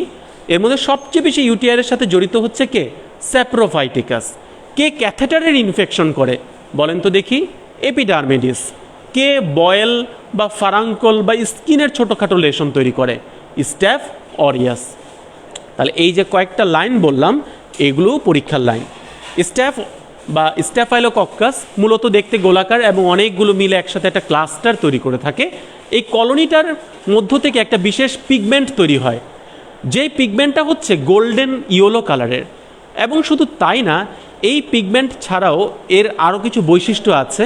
যেমন এই স্ট্যাফ অরিয়াসগুলো আমাদের নাকের ভেতরে অনেক দিন পর্যন্ত ক্যারিয়ার হিসেবে থাকতে পারে। তো এই ক্যারিয়ার হিসেবে দীর্ঘদিন এরা থাকলে দেখা যায় যে দীর্ঘদিন পর্যন্ত ইনফেকশনটা চলতে পারে। আচ্ছা, তাহলে এখন আমরা এখানে সবগুলো ভিরুলেন্স ফ্যাক্টরের নাম একসাথে কিন্তু দিয়েছি।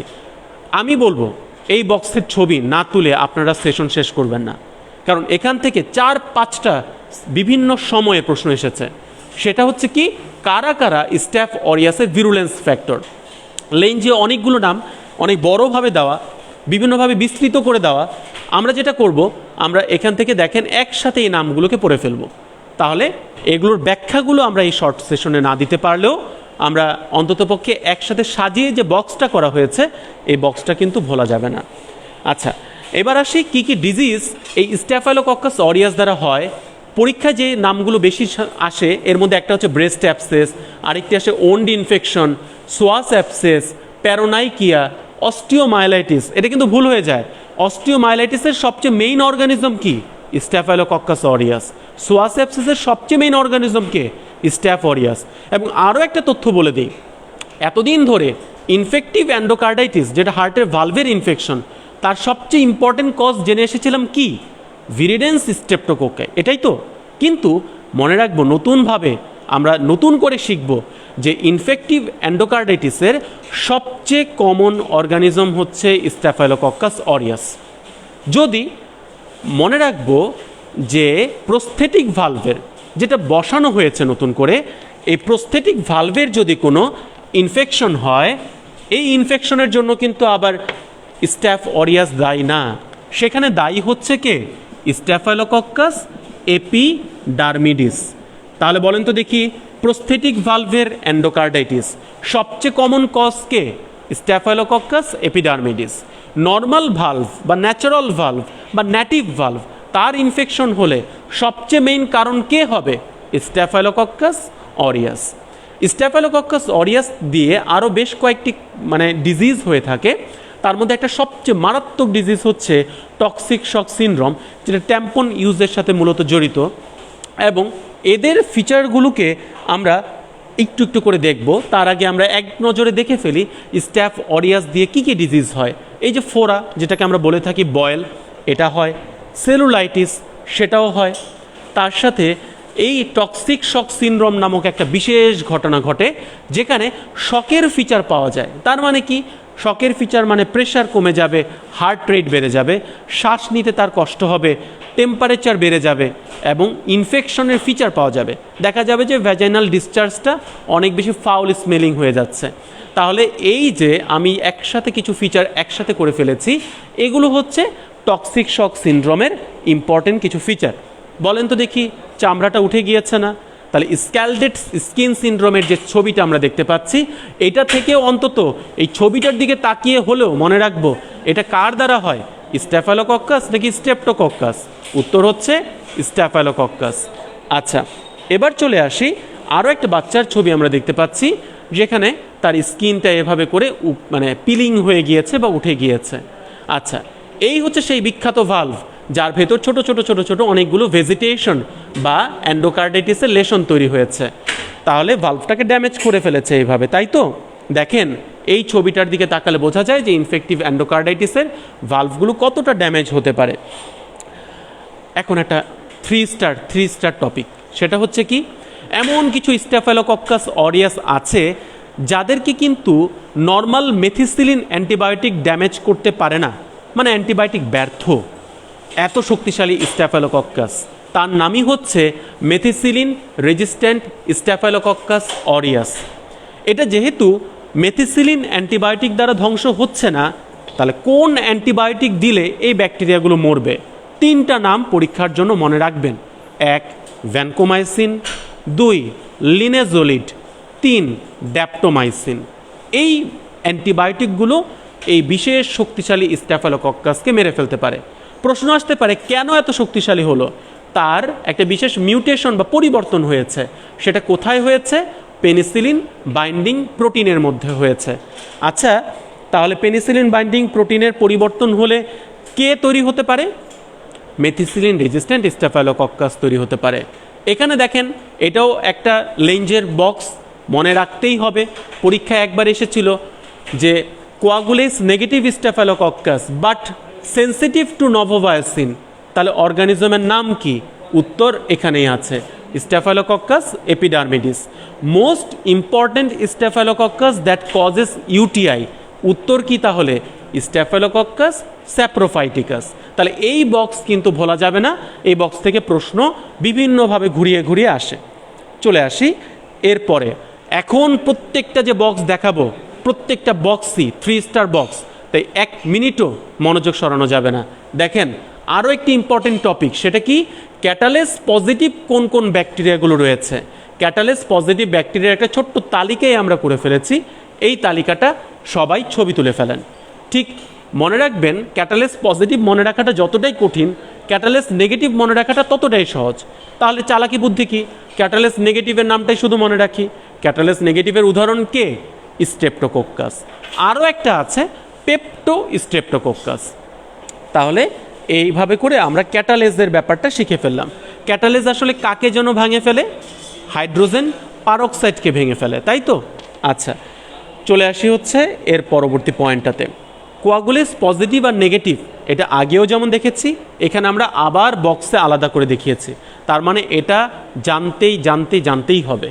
আচ্ছা, চলে আসি হচ্ছে এর পরবর্তী অংশটাতে। এটাও কিন্তু পরীক্ষার জন্য আরেকটি 3 স্টার বক্স। কোন কোন ব্যাকটেরিয়াগুলো অক্সিডেজ নামক এনজাইম যুক্ত থাকে, কাদের ভেতরে এই অক্সিডেজটা থাকে? তাহলে এই 4টা নাম ভোলা যাবে না, NVHP। তাহলে এইভাবে মনে রাখতে পারেন প্রথম শব্দগুলো দিয়ে, বা একবারে পুরোটা মনে রাখেন, যেভাবেই হোক, কিন্তু এই মনে রাখাটা থাকতেই হবে। অক্সিডেজ পজিটিভ ব্যাকটেরিয়া হচ্ছে কারা কারা। আবার আমরা আরও একটা টপিক এখন নতুন করে শিখব। এই টপিকটা পরীক্ষার জন্য যদি বলা হয় 5টা সিস্টেমিক ব্যাকটেরিওলজি টপিক আপনারা পড়তে চান, তাহলে একটা হচ্ছে স্ট্যাফাইলোকক্কাস, আরেকটি হচ্ছে স্ট্রেপ্টোকক্কাস, আরেকটি হচ্ছে ক্লস্ট্রিডিয়াম, আরেকটি হচ্ছে মাইকোব্যাকটেরিয়া, এবং তার সাথে আরেকটি হচ্ছে ইকোলাই। এই 5টা টপিক না পড়ে সিস্টেমিক ব্যাকটেরিওলজি মানে বলা যেতে পারে যে কল্পনা করা যায় না। তাই আমরা এই দ্বিতীয় টপিকটাতে একটু চলে আসি। স্ট্রেপ্টোকক্কাস, এটা চেইনের মতো দেখতে, তার প্রথম প্রশ্নটা আসে এই বক্স থেকে। যদি সবচেয়ে ইম্পর্টেন্ট বক্স বলা হয় স্ট্রেপ্টোকক্কাসের, তাহলে এটা কি বক্স? এটা হচ্ছে স্ট্রেপ্টোকক্কাসকে কালচার করলেন, কালচার করার পরে কালচার প্লেটের ভেতরে দেখতে পাবেন যে এইভাবে করে হিমোলাইসিস হয়ে হয়ে একটা জোন তৈরি করেছে। এই ব্যাকটেরিয়াগুলোর চারিদিকে হিমোলাইসিস হয়ে হয়ে যে একটা জোন তৈরি হয়, এটাকে বলা হয় হিমোলাইটিক জোন। এই জোনটা যদি একদম সাদা হয়ে যায়, তাহলেই তার নামটা হয় বিটা হিমোলাইটিক। যদি পুরোপুরি সাদা না হয়, তাহলে হয় আলফা হিমোলাইটিক। আর ব্যাকটেরিয়ার চারিদিকে যদি এরকম কোনো হিমোলাইটিক জোন নাই তৈরি হয়, তাহলে তার নাম হয় গামা হিমোলাইটিক। ছবি দেখে ফেলেন, এটা কি তাহলে বলে ফেলেন তো দেখি। এটা হচ্ছে বিটা হিমোলাইটিক, এটাকে কি বলবেন? Alpha haemolytic. এখানে কোনো হিমোলাইটিক জোনই তৈরি হয়নি। তাহলে উদাহরণটা কিন্তু জানতেই হবে যে কোনটা কীরকম হয়। চলে আসি এরকম আরেকটি ইম্পর্ট্যান্ট ভিরুলেন্স ফ্যাক্টরের বক্স, যে স্ট্রেপ্টোকক্কাসের যে জীবাণুটা কেন এত শক্তিশালী, কি কি তার শক্তিশালী উপাদান আছে। এই উপাদানগুলোর ভেতরে এতগুলো যদি নাও মনে থাকে, তাহলে এই 2 নাম্বার, 3 নাম্বার এবং 4 নাম্বার, এই 3টাকে ভোলা যাবে না। এর একটা অ্যান্টিজেনের নাম হচ্ছে বা টক্সিনের নাম হচ্ছে স্ট্রেপ্টোকক্কাল পাইরোজেনিক এক্সোটক্সিন, যেটা কোন ফিভার তৈরি করে থাকে বলেন তো দেখি? স্কারলেট ফিভার তৈরি করে থাকে। আচ্ছা, কার পাসটা থিক হয় বলেন তো? থিক পাস হচ্ছে স্ট্যাফাইলোকক্কাসের হয়। আর থিন পাসটা কার হয় বলেন তো দেখি? পাতলা পাস কার হয়? স্ট্রেপ্টোকক্কাসের হয়। কেন স্ট্রেপ্টোকক্কাসের পাসটা এত পাতলা হয়ে যায়? পুঁচটা পাতলা হওয়ার পেছনে কারণ হচ্ছে স্ট্রেপ্টোকক্কাসের একটা বিশেষ এনজাইম রয়েছে, যার নাম হায়ালিউরনিডেজ, যেটা স্প্রেড করে ফেলে। কাকে স্প্রেড করে ফেলে? এই পাসটাকে স্প্রেড করে ফেলে। আচ্ছা, আমরা ছবির মধ্যে ভিরুলেন্স ফ্যাক্টরগুলোকে দেখতে পাচ্ছি। তো এই ভিরুলেন্স ফ্যাক্টরের ছবিটা আপনারা রাখতে পারেন। পরীক্ষার সময় এই ছবিটা চোখের সামনে যদি ভাসে, তাহলে ভিরুলেন্স ফ্যাক্টরগুলো মনে পড়ে যাবে। দেখেন, স্ট্রেপ্টোকক্কাসের ইনফেকশনটা আমি এইভাবে মনে রাখি: নাক, কান, গলা, ফুসফুস। নাকে কি করে? সাইনোসাইটিস। কানে কি করে? Otitis media. গলায় কি করে? ফ্যারেঞ্জাইটিস। ফুসফুসে কি করে? নিউমোনিয়া। স্ট্রেপ্টোকক্কাস নিউমোনিয়া দ্বারা নিউমোনিয়া হয়। তাহলে এই 4টাকে প্রথমে শিখে ফেললাম। এরপরে আসেন হার্ট, একটাই মেইন ডিজিজ, রিউম্যাটিক ফিভার। এরপরে আসবেন হচ্ছে স্কিন, স্কারলেট ফিভার। স্কিনে কি? Scarlet fever. এরপরে আসবেন কিডনি, গ্লোমেরুলো নেফ্রাইটিস, এবং এর সাথে মনে রাখবেন পা। নিচে চলে আসলেন, পায়ের ফাসা, মাসেলের সাথে সাথে যে ফাসাগুলো থাকে সেই ফাসাগুলোর ভেতর ইনফেকশন হয়ে যায়, যাকে বলা হয় নেক্রোটাইজিং ফাসাইটিস। আমরা একটা ছবি দেখি তাহলে তো মনে থাকবে, তাই না? আচ্ছা, তাহলে একটা একটা করে দেখি। এই যে একটা বাচ্চা যার জ্বর হয়েছিল, গায়ে প্রচণ্ড লাল লাল ছোপ ছিল, তার টাংটা দেখে কি মনে হচ্ছে? একটা স্ট্রবেরির মতো মনে হচ্ছে, তাই না?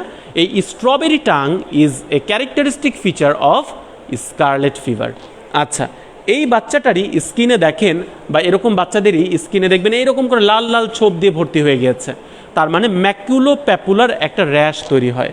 আচ্ছা, তার সাথে এই বাচ্চাদের যখন জ্বরটা একটু কমতে থাকে ওই সময়গুলোতে গিয়ে দেখা যায় তার কিউবিটাল ফসাতে এই জায়গাতে একটা ছোট ছোট পেটিচি পাওয়া যায়, এটাকে বলা হয় পাস্তিয়াস সাইন। শব্দগুলো যে বলছি এগুলো প্রত্যেকটাই অবজেক্টিভের অপশন।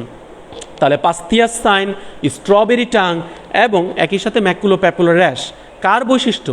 স্কারলেট ফিভারের।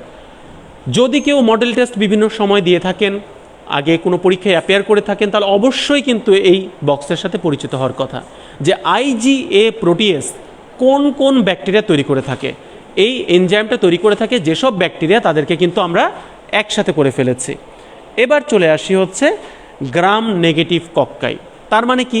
গ্রাম স্টেইন করলে এরা সাধারণত আগের স্টেইনটাকে ধরে রাখতে পারবে না, এর জন্যই তো নামটা হচ্ছে গ্রাম নেগেটিভ। তাহলে একসাথে আগে নামগুলো একটু বলি আমরা, কারা কারা এরকম গ্রাম নেগেটিভ? নিশেরিয়া, মোরাক্সেলা এবং হচ্ছে ভেইলোনেলা। তাহলে একটু দেখে রাখবেন গ্রাম নেগেটিভ কক্কাই আসলে কারা। মূলত পরীক্ষায় এই নিশেরিয়া থেকে প্রশ্নগুলো আসে। কিভাবে আসে? এই নিশেরিয়াটা দেখেন, গ্রাম নেগেটিভ কক্কাই ঠিক আছে, কি কক্কাই? দুইটা একসাথে আছে, তার মানে ডিপ্লোকক্কাই। এদের কি পিলি বা ছোট ছোট ছোট ছোট মানে সুতার মতো বস্তু আছে? এই পিলি হচ্ছে এর একটা ভিরুলেন্স ফ্যাক্টর, যেটা দ্বারা সে জীবাণু খুব সহজেই আক্রমণ করতে পারে। আচ্ছা, আর আরও একটা ইম্পর্টেন্ট বিষয় হচ্ছে এটা কি কি রোগ তৈরি করে। নিশেরিয়া দিয়ে গনোরি হয়, বা নিশেরিয়া গনোরি দিয়ে কোন রোগটা হয়ে থাকে? গনোরিয়া। ছবিটার দিকে খেয়াল করলেই কিন্তু আমার আর বলতেও হচ্ছে না যে গনোরিয়ার ম্যানিফেস্টেশনগুলো কি কি। আচ্ছা, তাহলে এক নজর দেখে ফেললাম এটা আমরা। এবার চলে আসি, এই গনোরিয়ার থেকে অনেক সময় আরেকটা ডিজিজও ট্রান্সফর্মড হতে পারে, সেটা হচ্ছে পেলভিক ইনফ্ল্যামেটরি ডিজিজ।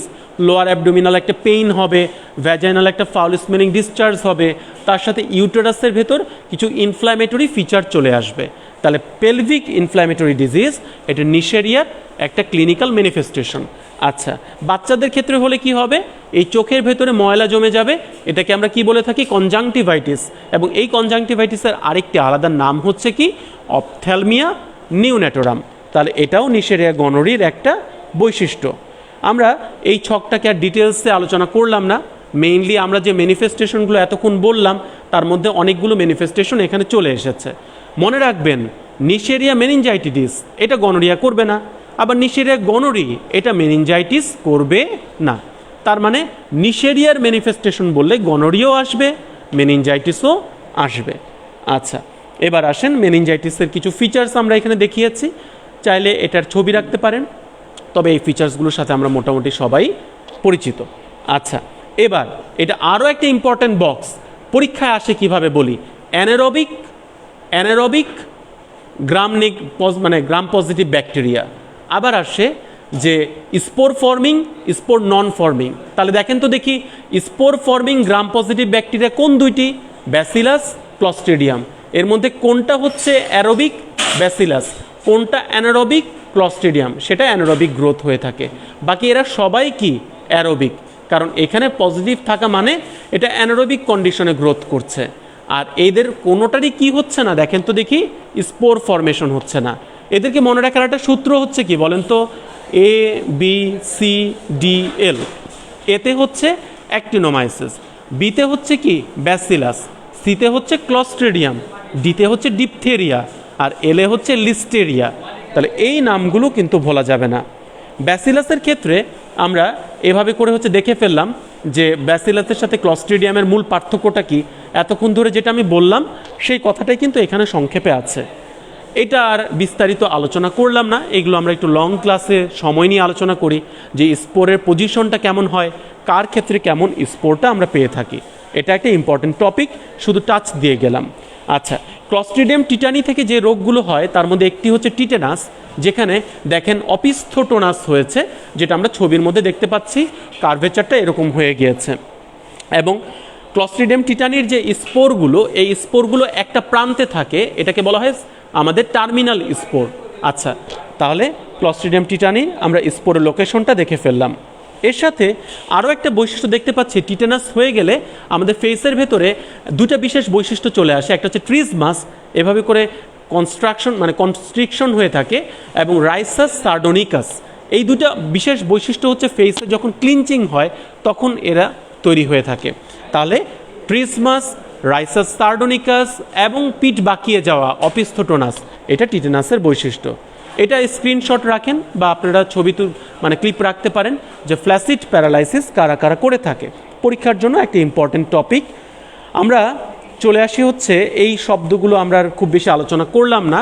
বোটুলিজম থেকে একটা জিনিসই আসে পরীক্ষায়, যে এটা এমন একটা ক্লস্ট্রিডিয়াম বোটুলিনাম দ্বারা হয়ে থাকে যেটা ক্যান্ড ফুডে পাওয়া যায়, এবং আগে চোখ প্যারালাইসিস হয়, তারপর মুখ, তারপর গলা, মানে ডিসেন্ডিং প্যারালাইসিস হয়।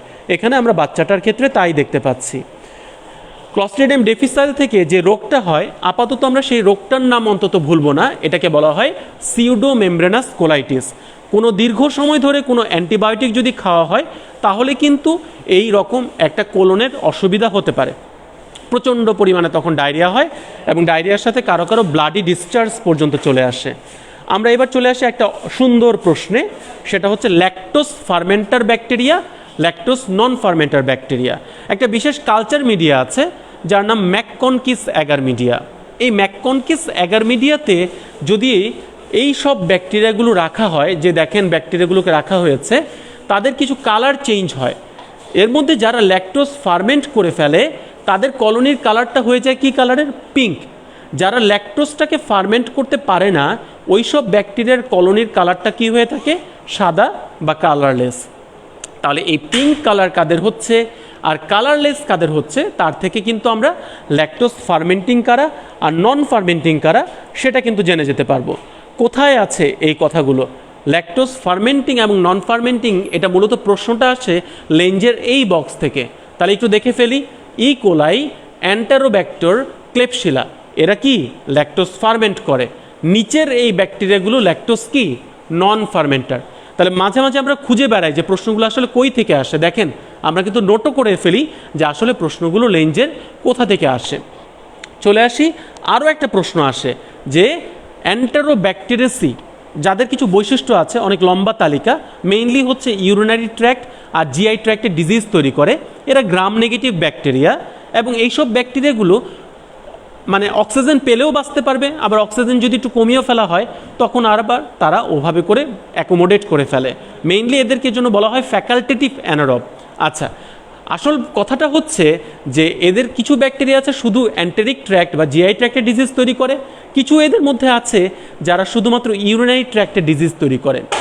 তাহলে আমরা এইভাবে করে তালিকাটা পেয়ে যাব। ই কোলাই একই সাথে অ্যান্টেরিক ট্র্যাক্ট এবং ইউরিনারি ট্র্যাক্ট দুই জায়গারই ডিজিজ তৈরি করতে পারে। আচ্ছা, আরও একটা এরকম 3 স্টার বক্স হচ্ছে কোনটা? সেটা হচ্ছে নিচের এই বক্সটা। দেখেন একটু আগেই যেটা শিখলাম, ল্যাকটোস ফার্মেন্ট করবে কারা, কারা একেবারেই ফার্মেন্ট করবে না, কারা করবে কিন্তু দেরিতে গিয়ে করবে। এই বক্সটা তাই ছবি তুলে ফেলেন, এবং এটা 3 স্টার বক্স, না জেনে পরীক্ষায় যাওয়া যাবে না। আচ্ছা, মাইকোব্যাকটেরিয়াম, বেশিক্ষণ আর আপনাদের সময় নেওয়া যাবে না, অনেক রাতও হয়ে যাচ্ছে, 5 থেকে সর্বোচ্চ 7-8 মিনিট, একটু ধৈর্য রাখেন। মাইকোব্যাকটেরিয়াম টিউবারকুলোসিস থেকে একটা প্রশ্ন আসে, এই কমপ্লেক্সের ভেতর কারা থাকে?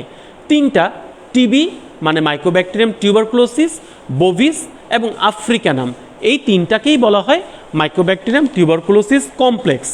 একটা প্রশ্ন আসে যে এদের সেল ওয়ালের একটা ইম্পর্টেন্ট বৈশিষ্ট্য কি? ওই যে লাল কালার করা, দেখেন মাইকোলিক অ্যাসিড নামক একটা বিশেষ অ্যাসিড থাকে যেটা lipid rich cell membrane cell লেয়ারটাকে তৈরি করে থাকে। তাহলে বলেন তো দেখি, সেল ওয়ালের ভেতরে আমাদের প্রচুর পরিমাণে কি পাওয়া যায়? মাইকোলিক অ্যাসিড পাওয়া যায়। কার পাওয়া যায়? মাইকোব্যাকটেরিয়ামের। এর জন্য নামটা কিন্তু মাইকোব্যাকটেরিয়াম হয়েছে। Primary site of TB list, এই লিস্টটা কিন্তু ভোলা যাবে না। লিস্টে কে কে আছে? লাং, ইন্টেস্টাইন, স্কিন এবং টনসিল। এদের ভেতর প্রাইমারিলি টিবি হতে পারে, অর্থাৎ প্রথমবারের মতো যদি টিবি হয় এইসব সাইটগুলো এফেক্টেড হতে পারে। তাহলে প্রশ্ন আসতে পারে প্রাইমারি টিউবারকুলোসিস আর পোস্ট প্রাইমারি টিউবারকুলোসিসের পার্থক্য কী? এটা আমরা প্রায় 5 থেকে 7 মিনিট বিস্তারিত আলোচনা করে এটা বোঝানোর চেষ্টা করি। আপনাদের জন্য শুধু ছোট্ট 3টা পয়েন্ট বলে দিচ্ছি। প্রাইমারি টিবি দেখেন এখানে একটা বিশেষ ফোকাস তৈরি হয়, এই জায়গাগুলোতে হয়, এগুলোকে বলা হয় গোন্স ফোকাস, এবং এই ফোকাসগুলো মূলত ক্যাজিয়েটিং নেক্রোসিসের কারণে হয়। কোন ধরনের নেক্রোসিস? ক্যাজিয়েটিং নেক্রোসিস। আচ্ছা, এরপরে এর সাথে কিছু লিম্ফ নোড ফুলে যায়, এটাকে বলা হয় লিম্ফ অ্যাডেনোপ্যাথি। এই পাশে যে একটা গোন্স ফোকাস হলো আর এই পাশে যে একটা লিম্ফ নোড ফুলে গেল, এই দুইটাকে মিলে একত্রে কি বলে? গোন্স কমপ্লেক্স, বা এটাকে আরেক নামে কি বলে? Primary complex of Ranke. তাহলে এই কয়েকটা পয়েন্ট আমরা একটু বুঝে ফেললাম। আর যদি পরে গিয়ে কারো টিবি হয়, আগে টিবিটা শুকিয়ে গিয়েছে, হিল হয়ে গিয়েছে, পরে নতুন করে আবারও যক্ষা হয়েছে, তাহলে একটা ক্যাভিটির মতো পাওয়া যায়। এই ক্যাভিটি ছাড়াও দেখা যায় যে উপরের লোবটাতে তখন হচ্ছে ফাইব্রোসিস হয়ে যায়। আমার সাথে সাথে মনে রাখবেন, সব সময় প্রাইমারি টিবি শুকিয়ে থাকে বা হিল হয়ে থাকে ক্যালসিফিকেশনের মাধ্যমে, আর পোস্ট প্রাইমারি বা পরবর্তীতে যে টিবিটা আবার হয় সেটা হিলিং হয়ে থাকে ফাইব্রোসিসের মাধ্যমে। এটা ভোলা যাবে না। এই হচ্ছে সেই প্রাইমারি টিবির একটা এক্স রে। এই হচ্ছে লিম্ফ নোড ফুলেছে, এটা হচ্ছে লিম্ফ অ্যাডেনোপ্যাথিটাকে দেখানো হচ্ছে। আর দেখেন এটা হচ্ছে পোস্ট প্রাইমারি, ওই যে রাইট লাংয়ের উপরের দিকে একটা ফাইব্রোটিক লেশন পাওয়া যাচ্ছে। চলে আসেন, অ্যাসিড ফাস্ট ব্যাসিলাস দিয়ে আমরা বলি দেখতে কেমন দেখায় এক নজর একটু আমরা দেখে ফেললাম। আচ্ছা, এখন আমরা নতুন কিছু টেস্ট করি টিবির জন্য, তাই তো?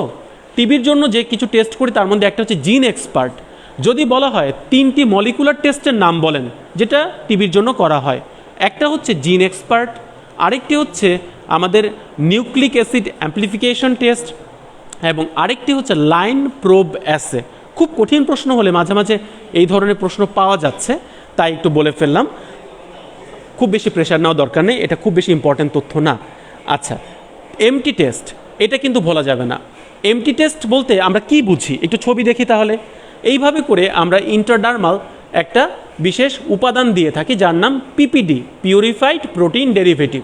এই উপাদানটা দেওয়ার পরে একটা বিশেষ ইনডিউরেশন হয়, ফুলে ওঠে, শক্ত হয়ে ওঠে। কতটুকু ফুলে ওঠে তার উপর ভিত্তি করে আমরা এমটি ইন্টারপ্রিটেশন করি। যদি 10 মিলিমিটারের চেয়ে বেশি হয়ে যায় তাহলে পজিটিভ, 6 থেকে 9 হলে ইকুইভোকাল, সিদ্ধান্ত নেওয়া যাচ্ছে না, 5-এর নিচে হলে এটাকে তখন আমরা বলবো কি? নেগেটিভ। কোন কোন ক্ষেত্রে এমটি টেস্ট নেগেটিভ কিন্তু আসলে তার যক্ষা আছে বা টিবি আছে, তাহলে তাদেরকে আমরা কি নেগেটিভ বলবো বলেন তো? False negative. আসলে নেগেটিভ দেখাচ্ছে, বাস্তবে নেগেটিভ না। তাদের একটা বিশেষ অবস্থা তৈরি হয়েছে বডিতে, যার কারণে এমটি টেস্টটা পজিটিভ আসছে না, কিন্তু ঠিকই তার ভেতর কি আছে? যক্ষা আছে। এই বক্সটা ছবি তুলে রাখেন। এর মধ্য থেকে এই নিচের কথাগুলো ভুলে গেলেও corticosteroid, leprosy, malnutrition, immunosuppression, sarcoidosis, miliary TB, এই শব্দগুলোকে ভোলা যাবে না। এই শব্দগুলো পরীক্ষায় আসে। আচ্ছা, লেপ্রোসি। লেপ্রোসি হচ্ছে কিছু ওয়েল ডিফাইন্ড কিছু লেশন তৈরি হয়। দেখেন এই যেরকম এই জায়গাটার মধ্যে সেন্সেশনটা চলে যায়, অ্যানাস্থেটিক লেশন। সেন্সেশন চলে যাওয়ার সাথে সাথে এই জায়গাটার মধ্যে দেখা যায় হেয়ার লস হয়ে যায়। তার মানে লেপ্রোসি কয়েক রকমের হয়। এরকম সুন্দর লেপ্রোসিও হতে পারে যেখানে অল্প পরিমাণে লেপ্রোসির ব্যাকটেরিয়া আছে, যাকে টিউবারকিউলয়েড লেপ্রোসি বলে। অথবা দেখতে অনেকটা এই যে এরকম আমরা আরেকটা ছবিতে দেখতে পাচ্ছি। অথবা এরকম বিদঘুটে হয়ে যেতে পারে যেখানে ব্যাকটেরিয়া অনেক বেশি, যেটা মুখের ভেতর নোডিউল তৈরি করেছে অনেক বেশি, এটাকে বলা হয় লেপ্রোম্যাটাস লেপ্রোসি। এবং তাহলে দুইটার পার্থক্য আছে। পার্থক্যটা আমরা কোথা থেকে পড়ব? কারো কারো লেপ্রোসি হয়ে রিস্ট ড্রপ, ফুড ড্রপ অর্থাৎ নার্ভের পলসি নিয়েও কিন্তু আসতে পারে। দেখেন এই হচ্ছে সেই পার্থক্য। একবার ছবি তুলে ফেলেন, ডেভিডসন থেকে এই বক্সটা আসে, এবং এই বক্সটা দুর্ভাগ্যজনক হলেও সত্য, মাইক্রোবায়োলজির কোশ্চেন এখান থেকেই দিয়ে থাকে।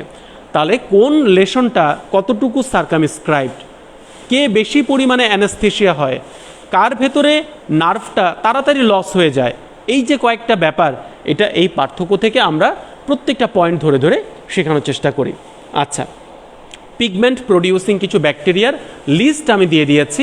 আমার টার্গেট হচ্ছে এই লিস্টটা অন্তত যাতে আপনাদের হাতে মানে শিটের ভেতর মানে যেটা আপনারা নিজেরা তৈরি করছেন নোট করে করে এই স্লাইডগুলো দেখার সাথে সাথে সেখানে থাকে। তাহলে এই পিগমেন্ট কারা কারা তৈরি করে এই বক্সটার ছবি তুলে রাখবেন। এই হচ্ছে সেই বিভিন্ন পিগমেন্ট প্রডিউসিং ব্যাকটেরিয়া।